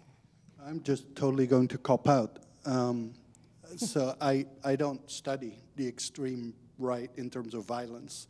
I am incredibly skeptical about the state. Liberal democracy and the state overlap, but are not the same thing for me. I'm very skeptical about all the repression. And so, but I can't advise because I don't know what the perceived threat is. And so that might be higher. Personally, when we talk about the far-right threat, I think we, again, talk too little about where it really is. If you look at the Netherlands, for example, in the so-called refugee crisis of 2015-16, we had an insane level of violence and threat of violence against asylum seekers, against people who spoke up for the rights of asylum seekers, against mayors who were willing to have like an asylum seeker center, people who spoke at public gatherings like in favor of them. All of that was kind of like just put under the rug, like as if that was like just part of the public debate. And if we have a debate about extreme right threat, right, that is not there. But it's a significant part, and threats to politicians and threats to people in the public debate are very important. I have colleagues here in the Netherlands, particularly women, who are threatened by the far right endlessly for being part of the public debate, right? That they still don't know exactly how they're protected. They're now finally starting to work on it, but on the one hand, we have like this pressure to speak out more publicly, and on the other hand, like you're being intimidated when you speak out. Of course, the intimidation is the point, right? The intimidation is the point because that changes the conversation, and it comes to your point, that changes on who speaks, who doesn't speak, and therefore what is normal, what isn't normal. I think it is a very important point. Now, leaving aside that we're probably on a different space position in terms of freedom of speech, I'm still a complete freedom of speecher. But leaving that aside, whether the state should act there or not, what is sexism, what is racism, what is nativism, like all of these things have shifted over the last couple of decades, particularly in the Netherlands, but not exclusively here. And I think that has partly to do with who has captured the debate, which is very much on the radical right, the Fortuyn effect really of 2002, and no one wanted to, we declared the Fortuyn voter into the concerned citizen. And no one wanted to be critical of that group. I think more than anything, it's going back to the roots, because like it is very hard to explain why the radical right today is radical right, because it is almost the same as the mainstream right in terms of its positions. And so when you have to explain that, you can do two things. You can either go to an academic and say, the radical right stands for these things. This is how you like implement that. This is how it sounds. Now recognize it. Or you can go back to the debates of the 80s, 90s and say, okay, so what did we consider to be the boundaries there? I think personally the boundaries were too intolerant in the 80s, 90s. Anyone who said anything negative about immigration was considered a racist. I think as a conformist society that the Netherlands is, and of course Norway as well, we went from just totally pro-multiculturalism to totally anti, overnight. But it is regaining, we call that agenda setting. Like over the last 2 decades, the radical right has been very successful in setting the agendas. They determine what we talk about, but more importantly, how we talk about it. We don't only talk about immigration, we talk about immigration as a problem. Now, that is in part of fighting for that agenda, not running away from the issue of immigration, not copying them. Immigration is important to a subset of the population and therefore deserves to be discussed. But it's not necessarily a problem, and it's certainly not a threat to national security and national identity. But at the same time, right, there are so many other issues that are also important. But it is hard because, and this is my pet peeve, but it requires ideology. Like, we can come up with all kind of policy positions, but deep down, policy positions are grounded in ideologies. And I think we increasingly don't see that. But if you want to change minds, you can't just do that by saying, look, this works well. Because what is well or what is bad is grounded in ideology. And so you have to explain what type of society you want to create, right? And why tolerance is important. Again, not just for marginalized groups, but also for white men, if you want. I guess it's appropriate that we are here in a museum that communication is key. I think that goes very much to the heart. You wanted to respond, but maybe you can also pick up on the gentleman's questions. Yes, so to go back the to the CT, or to go back to the violent extremism and addressing root causes. And let's just take the phenomenon that was raised about accelerationism, for instance. If you look at the root causes of accelerationism, it's not just economic precarity. We're looking at public mental health. We're looking at young men growing up in screen-mediated brotherhood communities. So it's also involving those socializing in those spaces in programming and implementation and evaluation. So we've been traveling now to gaming houses, for instance, having long conversation with gamers who spend more hours in these communities than in the physical world, and to have their views and knowledge, literally, about how to better foster inclusion, both in terms of combating the illegal stuff and addressing racism and misogyny in those spaces, yet also acknowledging the beauty of community formation and creativity that's, and actually for some people, quite life-saving communities as well. But that's just one sub-milieu, and it will be different from an open neo-Nazi group that is marching in the Nordic region. So that will be a different set of policy advice. So it's also to have a shape of the various root causes and then specific programming, while acknowledging that this also still are the transnational phenomenon. Yeah, just a little bit of publication, but we just had a publication out on the gaming community. Menzo, my colleague in the back there, as one of the authors, so definitely also on our radar. I'd like to now move to that side of the audience. There was already a hand up, the lady in the back, for a question.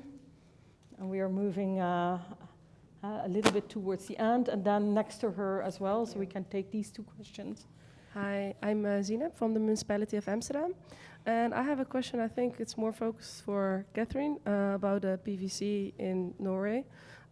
Because here in the Netherlands, we were very much focused on preventive activities focused on the Muslim communities, especially after the war in Syria and ISIS growing.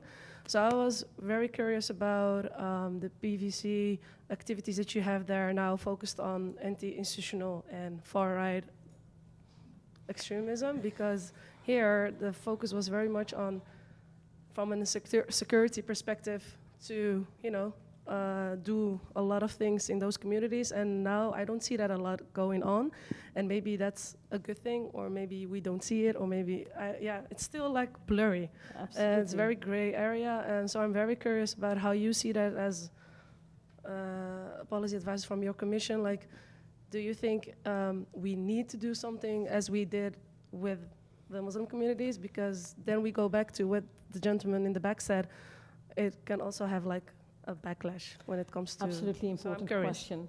You can hand over the microphone to your neighbor. Willem Wagenaar and Frank House, researcher. I would pose a question: if should we speak about hybrid extremism, or would it be more appropriate to speak about transcending extremism, where, of course, far-right extremism within liberal democracies is anti-institutional, but also has the aspect of putting the difference on ethnicism in the center of his ideology. But at this moment, I would say, at least in Western Europe, we see more and more ethnic diversity, racial diversity within the extreme right appearing, especially when they target woke items, pedophilia, LGBT rights. You see within the people attending rallies, supporting right extremist groups, more and more people with migrant backgrounds in the Netherlands. I'm not sure if that's an international phenomenon, but... All right. Yeah, no, your question is clear. Thank you so much. On concepts, definitions, the support groups especially. Barbara, are there any more questions from the online community?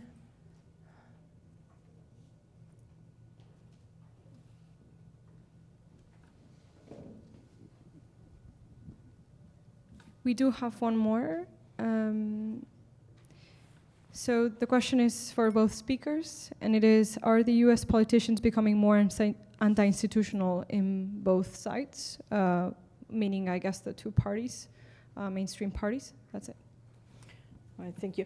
I saw two more hands. If you can be very brief, and then I'll also ask my speakers to be very brief as we're coming to an end, and there is also a break upcoming.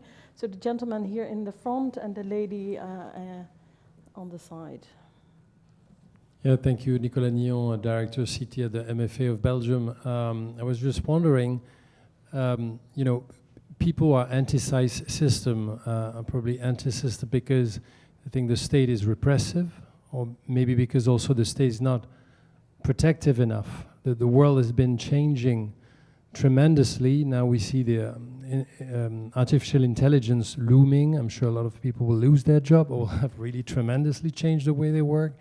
So isn't it there something that the state authorities have to do in terms of prevention to show that we just don't embrace change as it is, but the state institutions are also there to frame the change and make sure, you know, that we care for the people. I think that goes very well with the first question, which was also on the prevention policies. And then our final question. Hello, I'm Karin Heremans. I'm coming from Belgium, and I'm working in the prevention field of education. We have elections in Belgium next year, and we can already feel the tensions. And last month, I felt, and my question is a bit linked on what was said there. On the one hand, a growing movement of far-right youngsters in schools, and on the other hand, also proselytic Salafi movement who becomes mainstream again. We are seeing the same signals as 10 years ago with Sharia for Belgium. And it are two poles feeding each other, but they are both anti-institutional, they are both misogynic, they are both anti-democratic, they are both anti-LGBTQ. So how do the question is, where is the solution for this? Because I'm going to those schools and I see it is very, it's scary. It's a $1 million question. We have 3 questions on prevention policies here. So I go to my speakers now. I put you on the challenge to give a very brief 1-minute answer to these 5 questions. I mean, speaking of freedom of speech, and the solution is obviously as well to be able to deal and have the hard talks and also about controversial issues. But going back to the threat in Norway now is considered by the police security service to be both from the extreme right and also from the extremist Islamists. So 3 days ago, there was the 1-year marking of the Islamist attack that attacked the queer community in Oslo, where 2 people were killed. That was only 25th of June last year.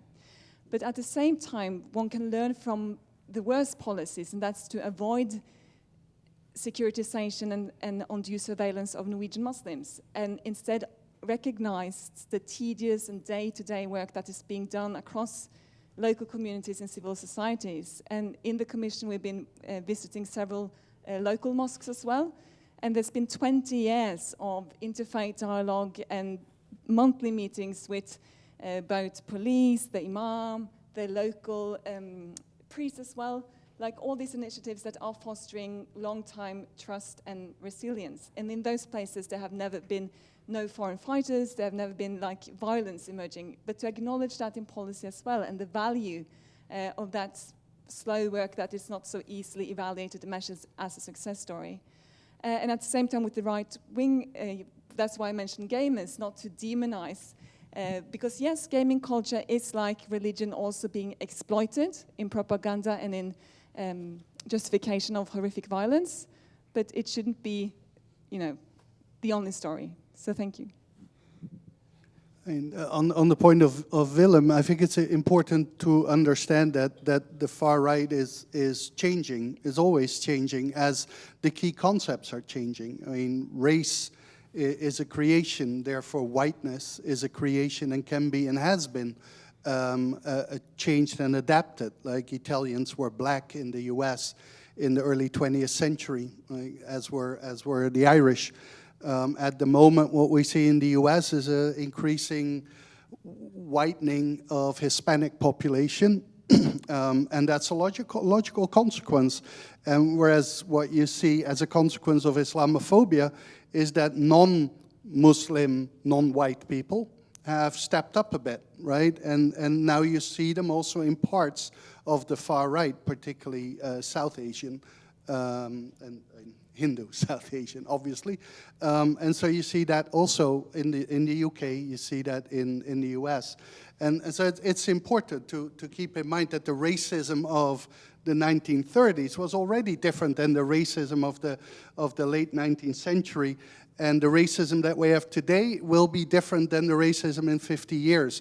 And that's about, like, the far right's not stagnant. It's not the far right of the 30s. It's not even the far right of the 50s or the 80s. It is changing, and that's important that we recognize it. Now, I'm very uncomfortable about the two-side questions. That's in general, I guess, but particularly coming from the US. Like the idea that the Democratic Party is as captured by the radical left, whatever that might be, as the Republican Party is captured by the radical right is just, I don't even know why we discussed that. Like, the radical right has fully captured the Republican Party. Both DeSantis and Trump are clearly radical right, no debate. Now look at the radical left. Joe Biden, like, seriously? I mean, we're talking about AOC. If she would be radical left, AOC's power within the Democratic Party is incomparable to the power of DeSantis or Trump. And I feel that a little bit in a multicultural neighborhood of Brussels, for example, or even Antwerp. You could argue, yes, Islamists are pretty much as popular as the far right. But it is important that in relation to the state structure and the population, the far right is a different threat to the system in Belgium than Salafis will ever be. Like, there is no Salafi party, whereas there is a radical right party and there's a radical right minus party, who together are getting very close to 50% of the vote. So even if they, at the level of schools, are the same as a societal problem, they're fundamentally different. All right. Well, I'd like to thank you both for giving us a lot of food for thought for the next session, which is about to start in 25 minutes. I'd like to thank you for sharing all your ideas. I'd like to thank the audience and the online audience. Please, for the online audience, if you can mark the survey that will pop up on your screen, we would really appreciate it. And if you can then join me to thank our speakers.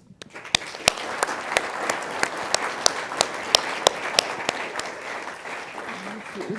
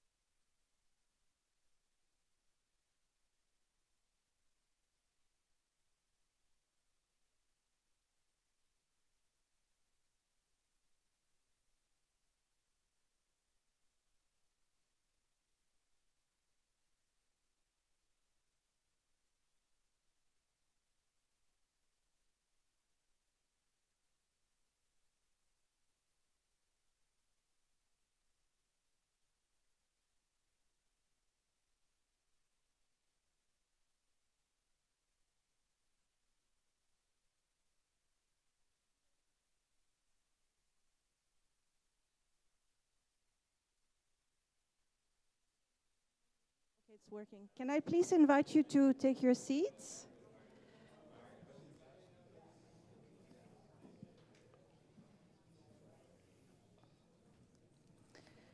Thank you. So I think we are ready to start with our next keynote speaker. Just before we start, I would like to invite our online audience and participants to not forget to pose their questions as we go through the keynote. You can use the Q&A function in Zoom, and we also invite you to fill the online survey at the end of the keynote. My name is Dr. Virginie Andre. I'm a ICCT Senior Research Fellow in Strategic Communications and PCVE.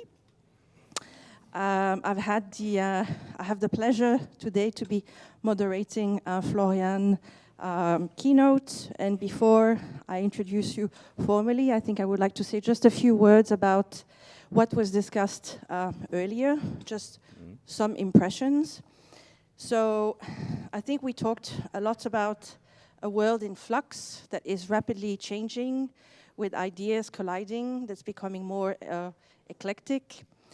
We've also talked about democracy that is being undermined from within and from outside. I think that was very important to hear that we talk a lot about democracy being undermined from outside, but not so much about what is being undermined from inside. Another important element that was highlighted was the mainstreaming of right-wing ideas and the diffusing of those ideas. And of course, this leads us to discuss the notion of public trust that is being heavily affected by this perceived sense of crisis and perceived sense of failure, for instance, of traditional political parties' performance, which is or could be linked to this notion that I think was mentioned both by Catherine and Cass, this notion of deep resentment towards the elite, which makes me think about the social contract and whether the social contract has become under attack by these different types of extremism. And I think, Florian, you will also discuss this in your presentation. I don't want to give away too much. And also this notion of, in the end, with this changing landscape, it seems to me that prevention, as you were mentioning, but the early type of prevention is becoming more important than ever. And also to ensure that we do this prevention, but we also foster resilience. So these are just a few thoughts from the previous conversation. I think Florian will also touch upon these in your presentation. So I just want to introduce Florian Artleb to our audience.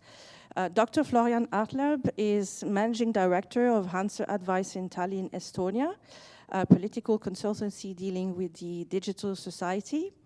He has studied political science, law and psychology at the Eastern Illinois and University of Passau, Germany.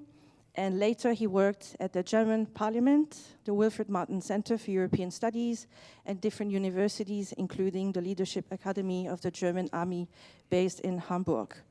Currently, he's lecturing at German universities, such as the University of Passau, the Catholic University of Eichstätt, and contributes to international media and events on current political topics, such as populism, Euroscepticism, and terrorism.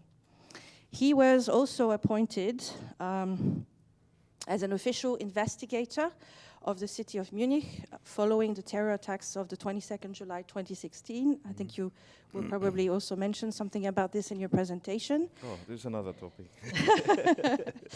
And he has published various books, recently Lone Wolves, the New Terrorism of Right-Wing Single Actors with Springer in 2020.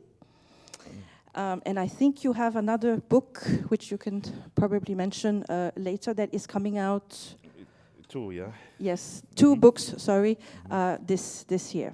So without further ado, I would like to invite our speaker to talk about the responses to the different challenges that we have discussed earlier today.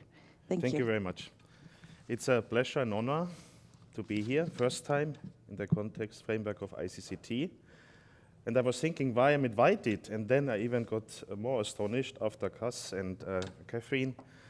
It's a real pleasure to be here, and maybe one of the reasons why I'm invited, I don't know, is that I co-published an article in the March edition in Perspectives on Terrorism, a small advertisement, not for me, but for you, Thomas, on this topic, which is highly relevant, because I think it's exactly in between the two things we just have discussed. So it's kind of a strange linkage, marriage, connection, however you are calling it, between being anti-institutional and being extremist. And the correlation is not clear yet. And the correlation also has a high relevance, a high impact for the state security. So as you might hear, I'm coming from Germany, from Bavaria, and basically now our state authorities have created a new category, somehow to tackle this phenomenon, the so-called Verfassungsschutz. This is a German protection of the constitution called Verfassungsschutz. It's called the delegitimation of the state. And this is actually extremely interesting because, as we heard before, is basically the question, what does it mean? Can't you be critical towards a state? And if yes, is it an extremist? And these questions, all these questions around, got a new dimension within the pandemic. So as I will show, and also which also is discussed in this article in Perspectives on Terrorism, is that there is, of course, an interrelation between the so-called state deniers, we're calling that, first of all, and the pandemic deniers. And secondly, this is not a European-wide phenomenon, but this phenomenon has a very deep impact in Germany and Austria for some reasons. So the challenge is now for my presentation for all of us that, of course, as my doctoral father Eckhard Jesse always said, extremism and democracy are like fire and water to each other.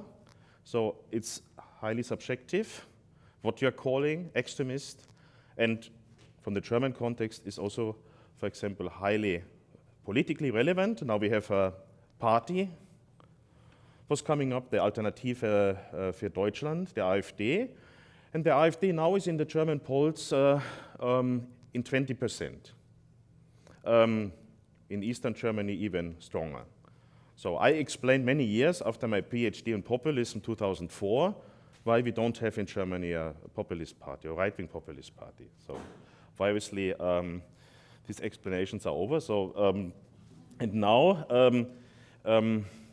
it's debated in the German political discourse how we are dealing with the party. Can we observe this party, or even further, can we ban this party? In the German context, we have very bad experiences with banning a political party. We tried that twice with the NPD, the National Democratic Party, and it was failed because of some other reasons. I can elaborate further, maybe. Because the first 2001, the first banning failed because can be only done via the Supreme Court. The first banning was failing because some high-level persons within the NPD worked also for the state.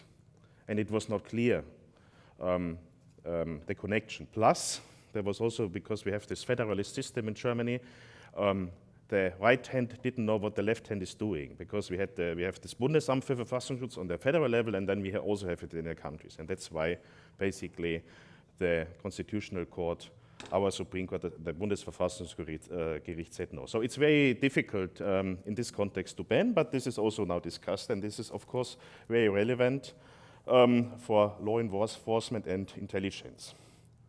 Yeah, and of course, there's also another issue we have to discuss. What is just a protest movement? What is more than just a protest movement? A terrorist movement, a violent extremist movement, however you're calling it. Yeah, and of course, the pandemic is over, but we are still dealing with the consequences. This was difficult for any kind of campaigning on the other hand, the right-wing populist parties use the pandemic for their own goals. And for example, in Austria, now the strongest party in the polls is the Freedom Party of Austria, one of the longest traditional populist parties in Europe. And they basically clearly had an interrelation with the corona deniers, also with their leading figure, Herbert Kickl. Yeah, so basically, here are some examples. Big demonstrations in Vienna, also in Germany.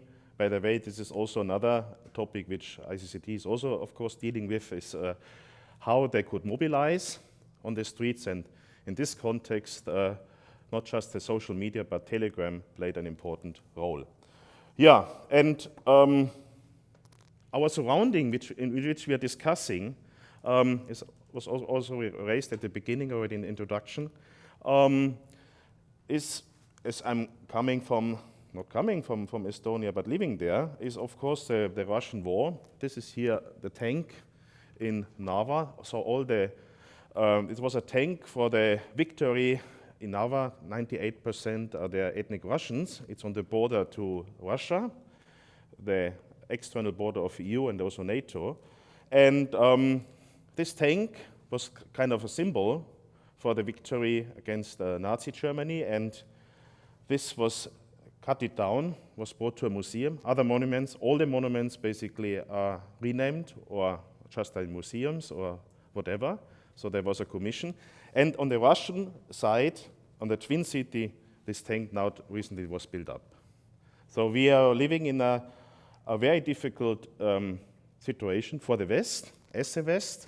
And what I can also then demonstrate, and we have to discuss a bit further, and I saw also that you are doing a project on that, is the Russian influence on all this right-wing extremism, plus even terrorism, or on the other side, why Putin or Russia, or Putin's Russia is an idol for many of these groups. We had this discussion in the context of the far right, Marine Le Pen and others. Just yesterday, Mr. Orban gave an interview in the leading German newspapers saying that Ukraine is not a sovereign state, and also said that Putin is very popular and Putin is not a war prisoner, war criminal, sorry for that. And so basically this is also a thing, I will elaborate it on this kind of new movement I'm describing, the so-called state deniers, Reichsbürger.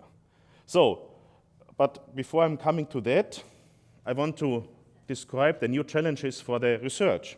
So, we have the so-called angry citizens. In German, we have this label created in the newspaper, Der Spiegel, the so-called Wutbürger.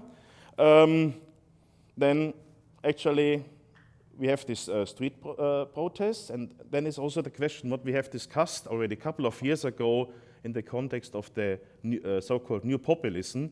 There was a book 1996 from Andreas Schädler on with the title so-called anti-establishment parties. So what is basically anti-establishment, what is anti-government, and then also one keyword was already mentioned before, what is this so-called deep state framing, which came now under Donald Trump. Also some political parties in Germany have used that. The already mentioned the Freedom Party in Austria, also in Estonia, for example, the Radical Right Party, which got very strong. And this is also the question, what does it mean now, the deep state issue? And the other challenge is also that we are not talking about a homogeneous group. So as we already discussed in all kind of social movement research, Herbert Kitschelt and others, this we know from all kind of social movements, like we had in Western Germany or in general in Western Europe in the 70s, the peace movement, the feminist movement, the ecology-based movement, whatever we had, of course, all the social movements are also somehow heterogeneous. And this we can also see for this, what I'm describing right now, this so-called Reichsbürger state denier movement. This movement, interestingly enough, 12 years ago, there was an official request in the German parliament if such a movement is existing. And the German government said no. Now, we are talking about the last numbers, I just checked yesterday, 23,000 people are so-called Reichsbürger. What does it mean? Tricky. So, they're saying our state is not existing. So, first of all. Secondly, we are calling it Deutsches Reich. We are just following the rules from the old Deutsches Reich. So we are not paying taxes. We are not accepting any kind of authority. We are basically harassing the bureaucracies. So basically, they started to write like 200 pages to the financial offices to basically argue why they're not paying taxes. And then we basically said in the German discussion, oh, they are just like, we're saying Papiertiger, paper tigers, they are harmless. And then 2017, then there was a case that 2 policemen were shot down in Bavaria. And then basically it became more and more relevant in the public. And this was then our storm. It was basically in front of the Reichstag in Berlin. And it was in August 2020. 4,000 people demonstrated, and then around 400 went in front of the German Bundestag, dem deutschen Volke. And interestingly enough, after they were here, you see here they also have the special flags. This is not pro-American, this is anti-American, by the way. And after this, sometimes you also see some Russian flags. After this, they went to the Russian embassy. And one woman then was in the TV, she asked Putin for the protection. So basically, this is a heterogeneous movement. It's very hard, basically, to identify the common core. I will elaborate that. Some common features are anti-Semitism, anti-Americanism, pro-Russian stance, and all kind of state denying. And that's why they got a melange during the pandemic, because it was a perfect window for opportunity. In the political party research, we are talking about opportunity structures. And basically, these state deniers got then actually support. And that's why, again, I'm coming back to perspectives on terrorism. That's why in the last months, Tore Borgo, Norwegian, very well-known expert on terrorism, made 2 special issues on this topic. The question, what he's also discussing in the introductions is it like a concept? What does it mean? We're coming back to Giovanni Sartori. What does it mean? You also have tomorrow some workshops on the terminology. So how you're calling it, how you're framing it. And that's very difficult to basically bring analytical food in this so-called anti-government extremism, because it's between somehow conspiracy theories, collective action, and new forms of mobilization, as I mentioned before, Telegram. So they are rejecting, obviously, the legitimation of the government, and which really needs some ground research. The issue is also, what is the linkage to the radical right? And of course, there are linkages, and also there are linkages in Germany, in Thuringia and Saxony, so in eastern Germany, where the radical right is very strong. So the AfD now is there in some regions, they have 30–35%, and they have clear linkages, and even they have some common events. They were together on demonstrations. So there is a clear link. The other issue is what I saw also, which is actually the core of this article, the correlation between the so-called Reichsbürger and the corona deniers in Germany and in Austria. Reichsbürger, they are also in other countries, US, Switzerland, but not on this level we're discussing now in Germany and Austria. Yeah, and the question is also, is it from anti-measure activism, is it going to anti-state extremism? Here's just some examples for this linkage. The second head of the district of a country in Austria made some common event here for children protection with a corona denier. In Austria, the term Reichsbürger is not so common. The Austrians are talking about Staatsverweigerer, state deniers. It's also interesting that the terminology, even in this field, is a bit different. Yeah, so just this example. Yeah, and then it's actually what happened in the pandemic. So we got new experts. So this guy also was founding a political party, was very influential because he got a lot of followers in his YouTube channels. So he was very, very popular, especially in the first months of the pandemic. Now he lives in Tanzania, so he emigrated. The second one, very important, and this is actually what we are always underestimating in the political science researches or in the party politics. Of course, this was a business model. This guy, he also emigrated now. No, sorry, he's in prison now because he was cheating with the taxes.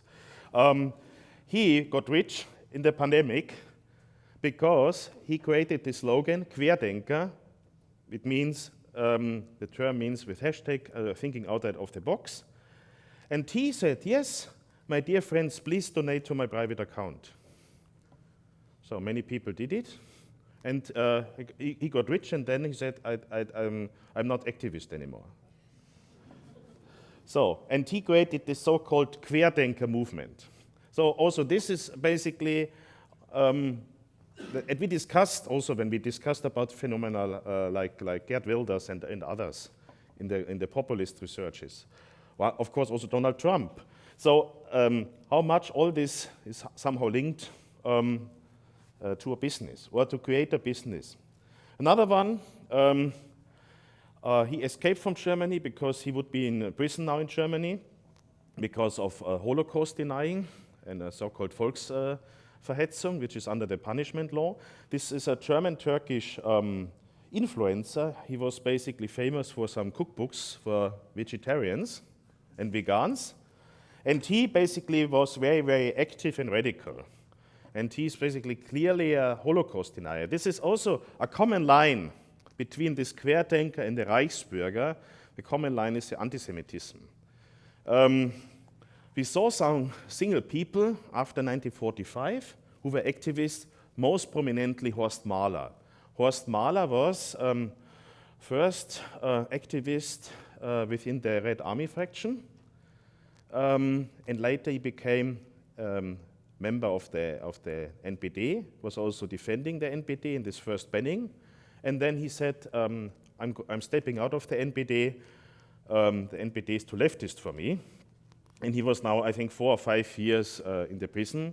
He's over 80 years old. But his common line, ideological core, always was anti-Semitism.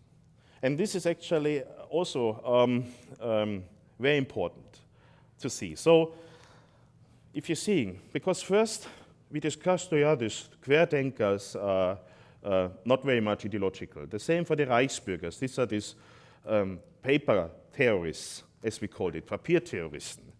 But if you look closer and more deeper, more analytical, then you see, okay, there are some ideas. There are some ideas of the Great Replacement, anti-Semitism, even Holocaust denying plays a big role, also then with, of course, with the star. I show that later. And another thing is the sympathies for Russia. Another interesting example is Mr. Niemeyer.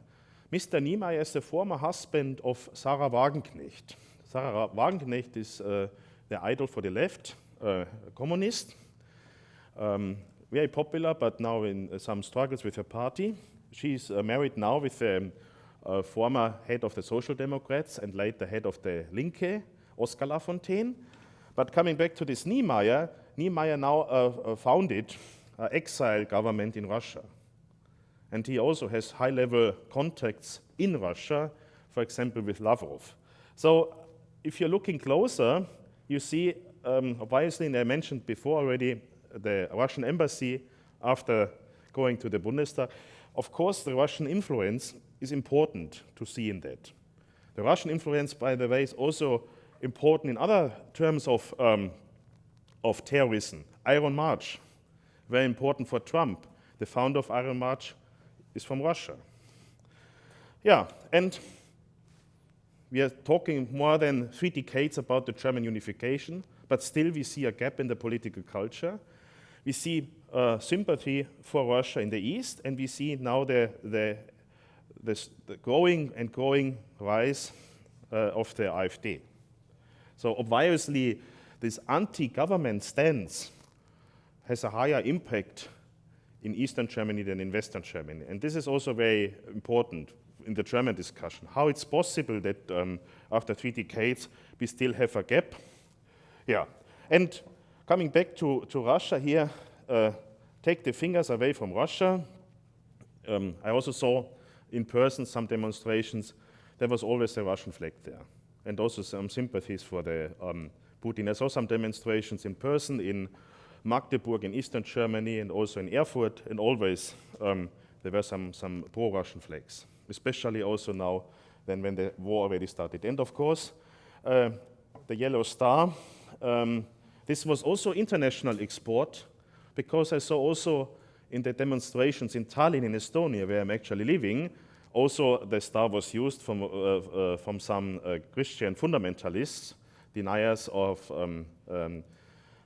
also state deniers, who also used this, the yellow star. This guy is now in the parliament for the radical right, who started all these demonstrations in Estonia. Varro Vooglaid is his name. Yeah, so obviously we have underestimated. This number is already old. Before I said already, now I checked it. Didn't have time to update my presentation anymore, but it's now already 23. 4 years ago, it was said 18,000 are actively Reichsbürger, according to the security. Interestingly enough, 5 years ago, I had a discussion with one high-level person who worked for the criminal investigations now in the Justice Ministry. He said, according to the German security, only 20 to 30% of the Reichsbürgers are extremists. And I think he was wrong. Plus, I see a clear radicalization within. I'm coming to this coup d'etat, what was already mentioned from you before. I'm coming back to this. So there were 2 misunderstandings. The first is, oh, they're just idiots. They are not extremists. I mean, the one is not excluding the other, as we know from the lone actor researches. But they were saying, yeah, okay, they're writing these letters to the tax offices and so on. They are harmless. It's not true, because they have a high also affiliation to weapons. And there were, as I said already, several more cases with policemen and one big case in December, which also shows that they basically have some networks. So this is actually, these were the misunderstandings. So it was not regarded as a social movement, and it was totally neglected in the academic world. So one journalist, who is every year writing 2-3 books, Andreas Breit from Hamburg, he was basically publishing the first book on this topic, 2017 or 18, and also 1 or 2 chapters also are tackling the international dimension, as I said before, Switzerland, USA. Yeah, of course, not only this, as we can also prove in the Austrian context, there are also some connections with the identitarians, which basically As you all know, they have started in France, then they came with Sellner very prominently into Austria and also in Germany. And here there was just a common demonstration. Here, this was from January 2021.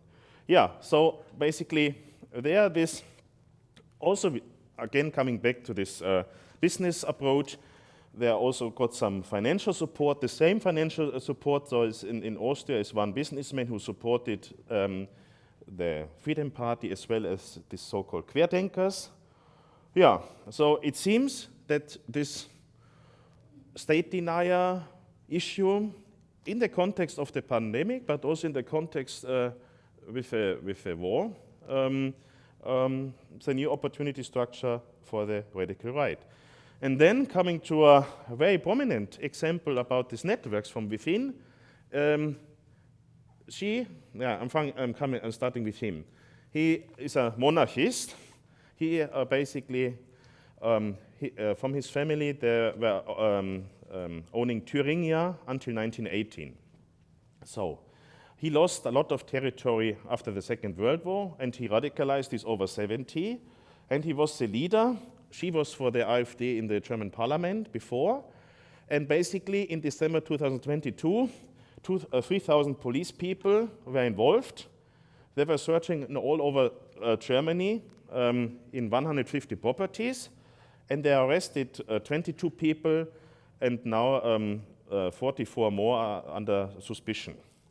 And they basically were checking before the communication channels, and they got the information from within because the media already knew it before for the arrestment. So we talked about before in your discussion about police people, and obviously, as we know, it's also like some police people are also sympathizing with the Reichsbürger. There are some prominent examples as well. So this was a big issue. It was not a real coup d'etat. It was a bit overestimated in the media. This was the Spiegel title then.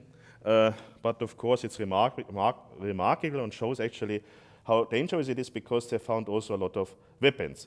Here, of course, a new opportunity structure. Here is just one example from Austria. This is the deep state, Putin. I trust Putin. Here's the deep state. These are just some Telegram chats. Putin is our friend. From Austria now, basically in the context of the war. And as you know, anyway, the Freedom Party of Austria had close ties to Russia. So basically, Hofer almost got president in Austria, and 1 week later they were in Russia for a state visit. So this is anyway another issue. So coming back to my topic, what are the responses? I think we have to take that more seriously. It's not just paper-based, it's domestic terrorism. This is what we're discussing in the US context. Yeah, banning is an option. One small club, first two years ago in Germany, so-called Reichsbürgerverein, was forbidden.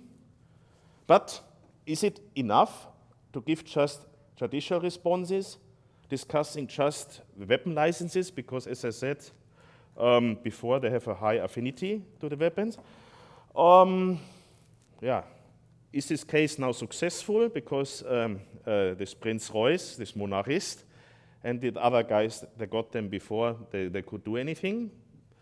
They were already in the preparation. And when it goes further, coming back to this, not existing 12 years ago, having 16,000 people, now 22,000 people officially, what are actually the longer time approaches? So then, coming back to this, not just to Thomas Hobbes, homo homini lupus, but how we can actually answer that in the context of the social contract theory. So basically, how we can basically handle this difficult relationship between being ruled and the rulers. Because this is somehow this populist angle, being without power, being anti-elitist, and this is growing and growing, and how we basically can achieve to empower people. As Thomas Jefferson said, when you are alone, you are sovereign. And when you join with others, you have to negotiate what is for the Commonwealth. and negotiate what natural rights you get to keep after adjustment by the government. Maybe this social theory is helping us in this context. But it's not just a movement, it seems. From the today's perspective, it's not just a danger to the public. It even, as I showed with this so-called coup d'etat, it's even more. And of course, extremists want to break the social contract. I once tried to discuss from my village, I come from a small village with 3,000 people, and I just once discussed with a Reichsbürger, which I know from my youth. He told me this in this contract, we are not sovereign, the Americans are ruling, and I said then, okay, thank you for the conversation after half an hour, and I have to go to my child. So it's very hard in practice. I can say that as a theorist. The practice is difficult. So the problem is, as we're saying, was what you said before with Cass, there is a dynamic within the radical right, including the digital extremism, new memes, symbols, idols. Even if you're coming to the lone actor terrorists, you see all of them are referring to Breivik in their manifestos. Also the Bratislava guy, what was also mentioned. Yeah, and this is actually very important. How to deal with this? Can we discuss with these people? Is it possible to bring them back? Our former Chancellor Angela Merkel said, yeah, they are homeless people. I don't know, but what I can say is these people are somehow in our society. So another example. Last Saturday I was also in my village, again, and I attended a fire service festival and got in touch with the commander-in-chief there. He's active in many unions. And later I checked his Facebook, I saw, okay, he's a Reichsbürger. Between the Reichsbürger and the AfD, he was a normal person. The commander-in-chief, and we always said, like 5-10 years ago in the research on the AfD, we said, these are people, they are not active. But I saw this example, normal person, very calm. I talked with him normally, not about politics, about some other stuff, and then I checked his Facebook, and then I got a shock. So this is from the margins to the mainstream. Yeah, so what can we do? It's an attack towards our institutions. Also, what we have to discuss further when we're talking about institutions, I think Cass mentioned that in the discussion, the harassment towards politicians. So we had the murdering of Joe Cox in the UK, from a lone actor. We had the murdering of a representative in Germany, Walter Lübcke. He was a government president. We have also a lot of harassment. I know many people also on the local level, also especially women, who are harassed. Some even are stepping out of politics. I think if you're talking about anti-institutional extremism, we also have to include this personalized factor, because this is already a point which is really very important. So at the end of the day, some policy recommendations, as I'm speaking here in the think tank level. Yeah, training, obviously for law enforcement officers. By the way, you forgot that, it was already enough with the universities. 2 months ago, I was lecturing at the University for Police in Saxony-Anhalt, where the AfD is very strong. I asked 86 students, what are you reading? Are you reading? Well, no answer, of course. So I studied I was lecturing 1 week political science. Yeah. First I asked it, what do you want to hear? Nothing. Naja, more salary for the policemen came later. They want to have more salary. And the social media is a problem, because it came then out. Within this week, I heard it then in the radio that there was a WhatsApp group with harassment towards women and anti-Semitism which came out.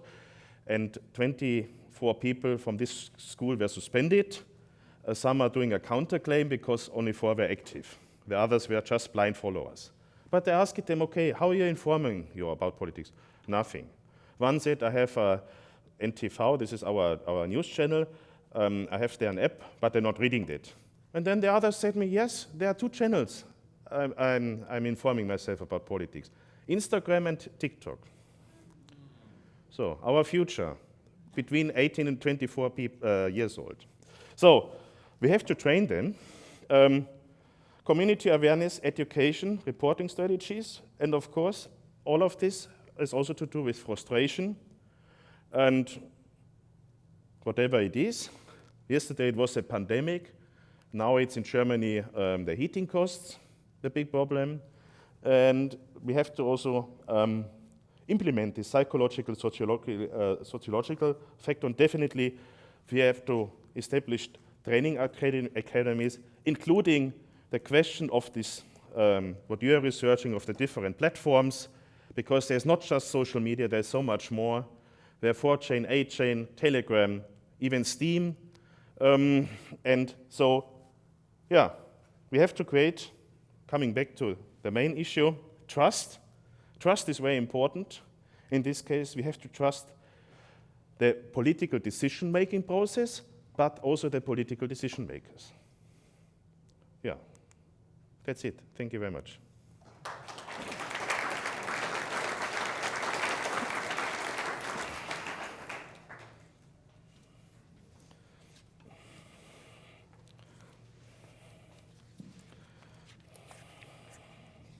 Thank you, Florian, for this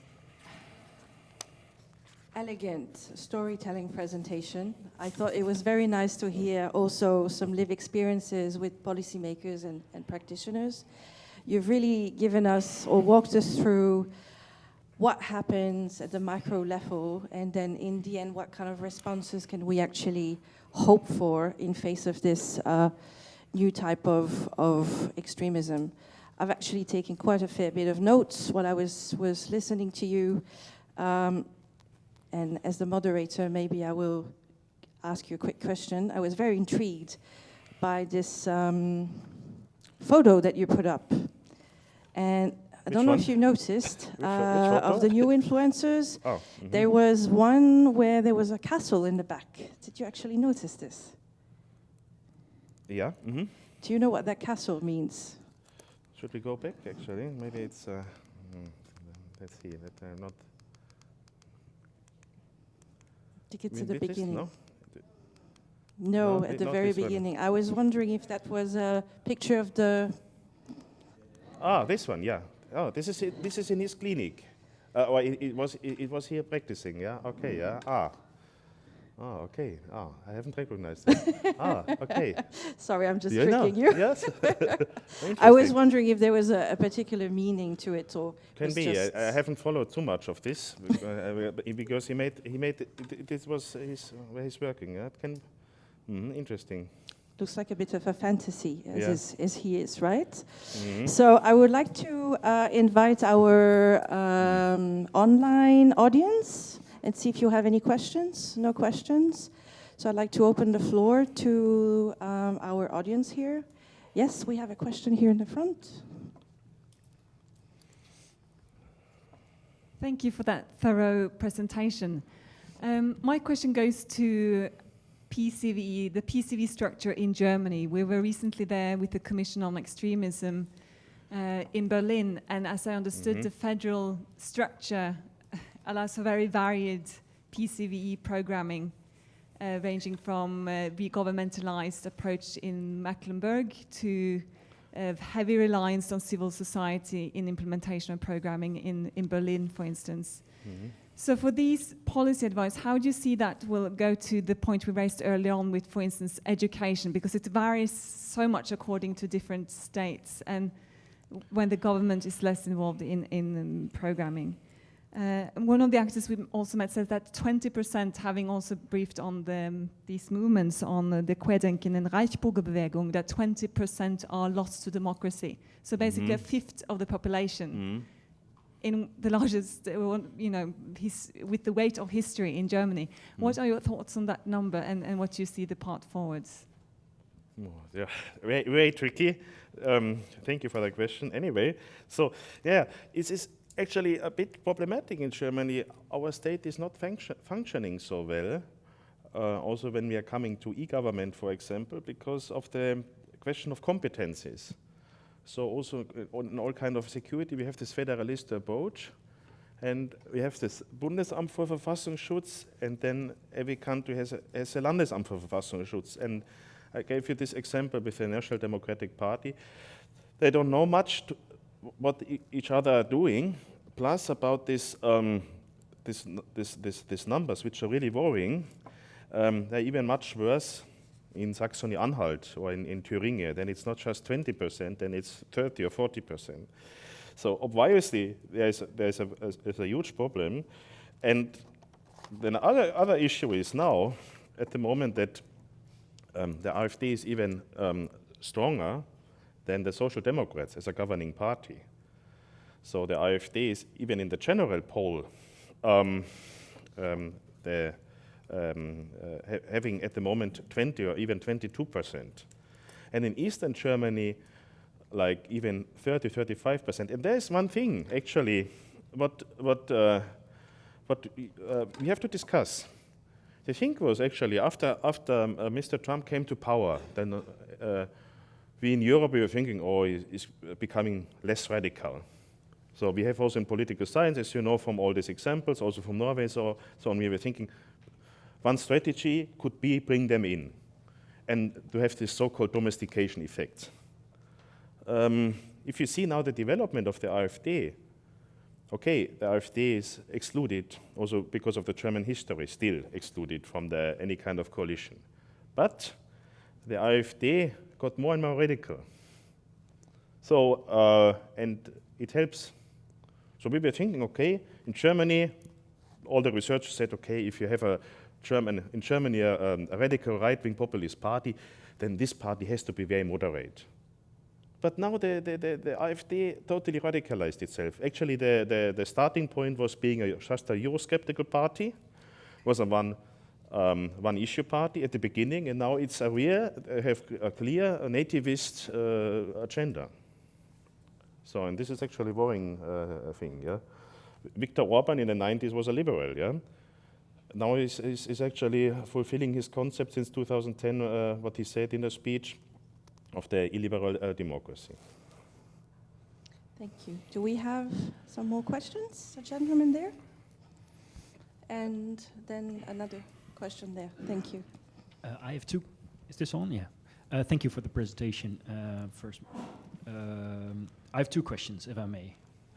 First off, you talked about the problem of extremism as a concept not being objective.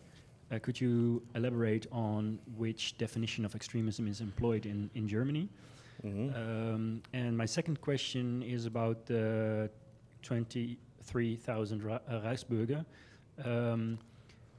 Do you have any other examples of sovereign citizens, both on an individual level or on a more on a group-based level outside of the Reichsbürger ideology? And if no, could you elaborate on why you think the ideology of the Reichsbürger is so strong that it might encompass other sovereign citizen ideologies? I think that it's maybe more than two questions, but essentially two questions. No, sure. And thank you. Thank you very much. We have one more, yes? Hi, thank you for your excellent presentation. A question I had is, you also discussed the challenge of people just not trusting the government anymore. Now, I'm not talking about extremists, but more of the broader group. Who could act, trusting is also a lot about group and identity. Who could be a reliable actor to regain that trust? Is that the government itself? Is that the media itself? Is that academia itself? Should they all legitimize each other? How are we going to work that out? Do you have any ideas about that? Thank you very much. Okay, so starting with you, with your second question. Yes, we have. First of all, this is just the official numbers. I don't know, but there are different forms of Reichsbürger. There are also some who are just claiming a kingdom and having just their own territory. And this brings also in another movement, which is now, I think, since 2 weeks under the observation of the Verfassungsschutz. It's, again, coming to Russia, it's a so-called Anastasia movement. This is one spiritual movement. They are owning some farms, especially like in Mecklenburg-Pomerania, in rural areas. and they're basically, also with anti-Semitism, they're referring to a spiritual Russian woman. This is also a business model because you can also buy some books and some other stuff, and it's a so-called Anastasia movement. This is exactly what you said. So they're very, very different forms. But you should check that out, Anastasia movement. This is very like a phenomenon since the last years, and now it's under observation. Extremism. I come from this kind of normative school of extremism. So my doctoral father, Eckhard Jesse, Uwe Backes, the leading experts in Germany on this field. First of all, since 1972, the Verfassungsschutz is using extremism and radicalism as synonyms. And this normative approach, which is quite critical, why it's quite critical? Because it's very much based on comparisons. So it's always bringing also the left-wing extremism in. So our reports are structured like right-wing, left-wing extremism, like very formalized. And then we have this is more this approach from the securities. And then of course we have more from the social sciences. We have more this empiric approach. So like we are calling it extremism. This is this Wilhelm Heidmayer school as group-based, I have to translate now, Menschenfeindlichkeit, hostility against human beings. Yeah, exactly. This is another school, basically. But the securities are more having this normative approach. So and we had one more question about people are not trusting government. Yes, sorry. Yeah. Okay. This is very important. What are the? Thank you for this. Sorry. We have an alternative to liberal democracies, like the European Union technocracy. So we also have some role models. There's also this Duncan O'Donnell. He's teaching in Australia. He also made an empirical research about the so-called technocratic governance. So before Orban, also in Hungary we had a technocratic government, also in some other countries we had it. Is this a model? The so-called expertocracy. We also discussed it during the pandemic. Yeah, so just politicians don't know how to decide, next lockdown, whatever, just bring in all the experts. This would be an alternative. But the history shows it's not working out, and the EU is also not that popular. I think we had one final question. Julia?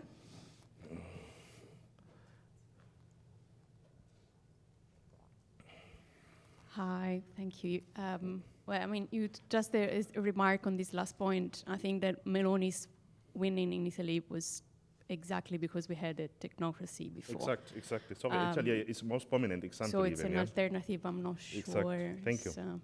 But anyway, my question was about the grievances, because I think that, of course, the scholars are divided in terms of, like what are the origins of radicalization? Are they just ideological, are just socio-economical? But let's say that like it's a 50-50.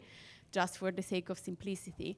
I think you explained a lot about what's the ideology behind the Reichsbürger. I'm wondering what are the grievances, apart from, of course, the usual anti-vax, COVID, whatever. What are really like the deep grievances of these individuals that either are we actually addressing the grievances? Yes, I mean, what we know from the research is a very important point is that the people, the voters, they are not optimistic about the future of the country. So they think it's the so-called Oswald Spengler, the Untergang des Abendlandes. Yeah? So they are very pessimistic about their own developments. We know also that from the Pippa Norris and others from the Trump voters, yeah, that they are looking pessimistic to the future. Grievances, I have studied that in the context of right-wing inspired lone actors, so not within the Reichsbürgers, but of course, if you're taking the lone actors, you can find a lot of grievances. For example, the murderer of Joe Cox, he was Googling how I can kill my mother before he basically killed Joe Cox. He was unemployed, was totally socially isolated. So you can find a lot of this. And this is so-called, at least for the lone actors, I'm talking about the so-called personalized grievances ideology. And as my personal contact with the Reichsbürger has actually the same. Losing jobs, not finding, especially it's like lone actor terrorism is a male phenomenon, not finding a woman, and so on. So you can find a lot of grievances, and this comes together. And then you don't know at the end of the day what is actually more. Is it 50-50, is it 60-40, or is it 40-60? Thank you, Florian. I think we are reaching the end of the session. One of the takeaways for me, and I know you only mentioned this very briefly in the responses, and hopefully we'll get a chance to unpack this at another time. But the notion of social contract, you did say something that was very important. It's not a question, it's just a remark, so that we can close the session. But it's very difficult to handle, and I think it goes to what Julia in the public was asking. It's very difficult to handle the relationship between the ruler and the governor. So in the end, whether anti-institutional extremism or the revival of right-wing extremism is coming back to this notion of trust and dissonance between the ruler and the governed, and whether that's putting that social contract that you mentioned, is it undermining it? But whether should we revisit it, reinvent it as a societal debate, as part of the response to tackling this new type of extremism? I think this, sorry, I have to jump in now. I think this, this trust is also important with all this, within all this debate in terms of digital transformation of the state. I mean, not only that I'm coming from Estonia, so not coming from Estonia, living there. So first, one point. No?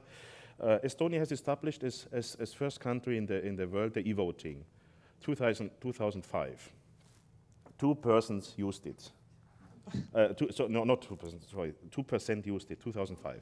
Now in the last election in March 2023, more people voted digitally than analog. Of course, the radical right said, because the liberals were winning, they said afterwards the elections are manipulated. Yeah? Because in the e-voting, the liberals were totally high up and they were weaker, because the voters for the radical rights are coming more from the countryside, for the rural areas, as we know, according to the cleavage theory. But this is about the trust. So the digital stuff, when you're doing it, you have to practice it. So in Corona, we had to find the trust because we couldn't communicate anymore without Zoom and so on. So I think the trust is getting even more relevance in terms of digital transformation, e-government. And this we also have to include in our considerations about institutions, because institutions are changing at the moment. E-file and all this stuff which they're introducing. Thank you, Florian. Thank you so much for your presentation. That was very thorough and connecting the micro and the macro. I would like now to thank you. Should we give him a big round of applause? Oh, thank you. Thank you. And I would like now to invite my colleague Alexander van Rosenbach from ICCT, our business manager, who will be closing the day. The floor is yours, Alex. Thank you. Thank you, Virginie. I did almost lose my voice the last couple of days, so I will try to keep the closing remarks short, and I hope that you can follow me a little bit. But indeed, when Thomas asked me to provide some closing remarks today, he asked me to reflect a little bit on the theme and how that theme has been manifest across the last years of ICCT's work. I've been with the organization for 4.5, so I have a longer trajectory on where we have been on this issue. And to start with an anecdote, when I first joined ICCT, one of my tasks was to write our annual report, figure out what we had done, and I was expecting at that time to read a lot of different jihadi expertise and projects, but already at that time in 2019, there was quite a body of work already present much more than I had expected to see on right-wing extremism. We had a visiting fellow from CREX in Oslo. We had written a number of different publications, indeed, about the Russian imperial movement, about incels, about all the different sort of groups that now we more broadly understand and orient around this broader issue of hybrid threats and right-wing threats. So since then, obviously, both because the global events have forced all of us in this room too, but also because we indeed focus ourselves as an institution on looking over the horizon, we have doubled and then redoubled our efforts to understand this threat, to look at the different manifestations of it, and importantly, for many of you in this room, to work with policymakers, practitioners, to actually start to figure out how to counter this kind of hybrid threat, increasingly anti-institutional threats. So just to briefly talk about that, I mean, ICCT works in a number of different ways. You've heard a lot already today about our research activities. In 2023 alone, a number of colleagues and outside experts have written for us on QAnon, on the Reichsbürger. I'm looking at Merlina. I wrote an excellent article on how to combat, through legal means, these kinds of issues, on the transnational far-right movements and what does that mean for governments across the Atlantic. And indeed, we have, it was already flagged, but we had even in our new journal, Perspectives on Terrorism, we had a special section on this, and I suspect that it will not be the last time that this theme emerges in our publications. So that is our research, and it continues to drive forward in our activities. But ICCT does a lot more than research. This is something I think I have probably over the 4.5 years said 100 times, if I have said it one time, that we do a lot of these kind of events, public debate, discussion, trainings around that. Indeed, in 2022, 2023, we ran a multi-part series on far right in the global south, looking at different countries sort of a bit off the beaten path, particularly post the Capitol insurrection, to look at, okay, where does this threat manifest in other countries? We followed that up now with colleagues who are working on indeed larger projects and concepts around far right in the global south, because we do see indeed in India, in Brazil, that these are threats that we need to cover just as much as we need to care about what happens in the Dutch parliament or in the German one. These are global pressures, and understanding how they work together and how they feed off of each other is vital to combating it effectively at the local, national, or international level. If you recognize my voice, it's because we've also done a podcast series on hybrid threats, which was released earlier this year, where we indeed looked at China, looked at Russia, some of the other great powers that are, of course, either driving or taking advantage of the spaces that are created by popular frustration with the polarization within our society, the fragmenting of this social contract, and trying to understand how those actors are moving effectively and thinking a little bit about how to firstly expose and then start to counter those issues. And indeed, this kind of a conference is also a version of the training, conversation, education piece that ICCT prides itself on. But as I said, I think the place where we are most prideful, the work we are most prideful of, and perhaps do the least service to, if I'm honest, is around this shoulder-to-shoulder work with policy, with practice. It is mostly out of the public eye. It is not something we are often able even to talk a lot about, depending on the context. But we have currently, I just looked this morning, we have 11 ongoing projects in different parts of the world specifically dealing with right-wing and anti-institutional threats. ICCT works here in the Netherlands with municipalities, with the national government, to try to look at what is the threat, to understand it, but also how to craft policies, how to update local municipal strategies to deal with these issues in populations that we ourselves walk through every day. So it is a personal issue and a personal challenge. At the European level, we are very active on this issue in the RAND Policy Support Project, and we look forward to continuing to being a partner with the European Commission on these issues going forward. Indeed, my colleague Virginie, although she just gave a teaser to it, is really focused on the social contract and other kinds of issues to really understand how do we restore public trust as a driver of this kind of institutionalism. I see, I suppose that's a hand to say hurry along. And then, indeed, we are also with US State, as was mentioned earlier, looking at the Russian influence on the far right in many different countries across Europe, a very important project for us. And then maybe globally, just to contextualize, we're also working with the European Commission, with foreign FPI and External Action Service to think about what it means to counter disinformation, extremist use of disinformation in a number of different contexts, including in the Caucasus, in the Middle East, and also in West Africa. So a lot of different ways in which we see this threat being relevant, and we know we need to work with those who are on the front lines of combating it. So those are the main drivers of what we're up to right now. And I will very much look forward to seeing what ICCT continues to do on these topics in the future.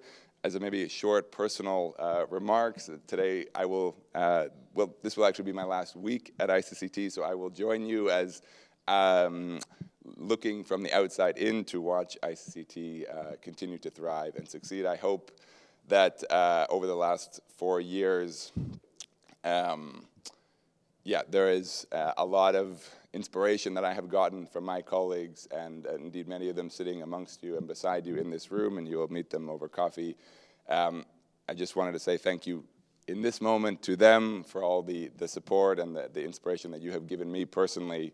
Yeah, the people make the institution that is true here as in any place, and ICCT has some amazing colleagues that I will miss dearly.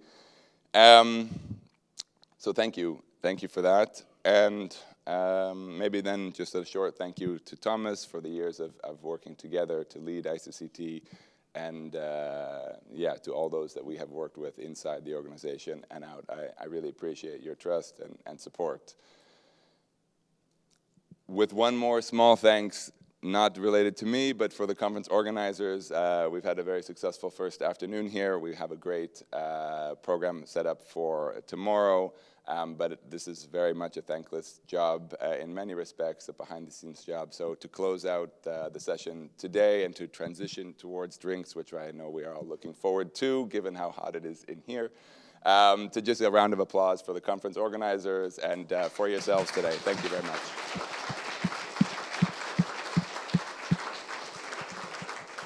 Appreciate it. Thank you.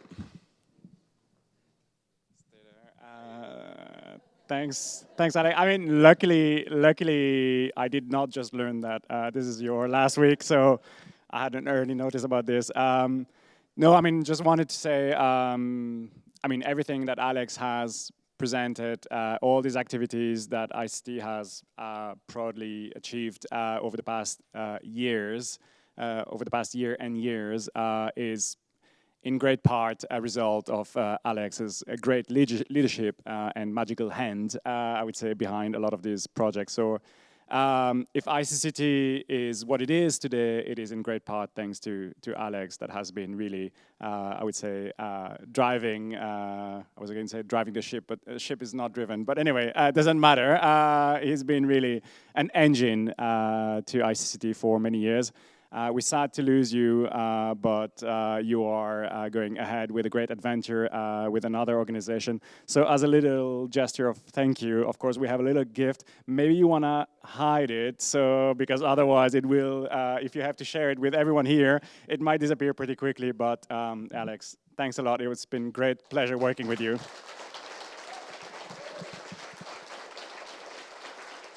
And of course, also wanted to thank all the staff of ICCT. That is also basically the one to congratulate for all the work that Alex has just presented, and also for this specific organization. So thanks for all of those who have contributed to the organization, and particularly to the comms and events team. So thank you very much.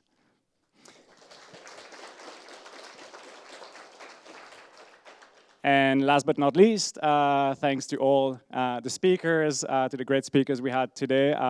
It's been an honor to have you and to hear from your extensive knowledge. And thanks to everyone who's come to share with us today, to talk with us today, here in The Hague or online.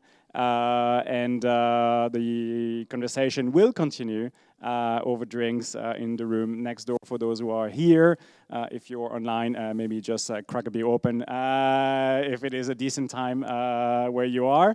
Indeed, thanks a lot, everyone. Please stay tuned to ICCT. There's a lot of ongoing activities, more to come, a lot of exciting projects. And finally, I think there will be a survey somewhere. So it would be great if you would take the time, for those online or here, to scan the QR code and fill the survey. It goes pretty quickly. It is important for us. We really try to improve our activities all the time, and we really need your feedback to do that, to be basically a better and more effective think tank. So thanks a lot for your contribution to that as well. Thank you very much, and I see you in the other room.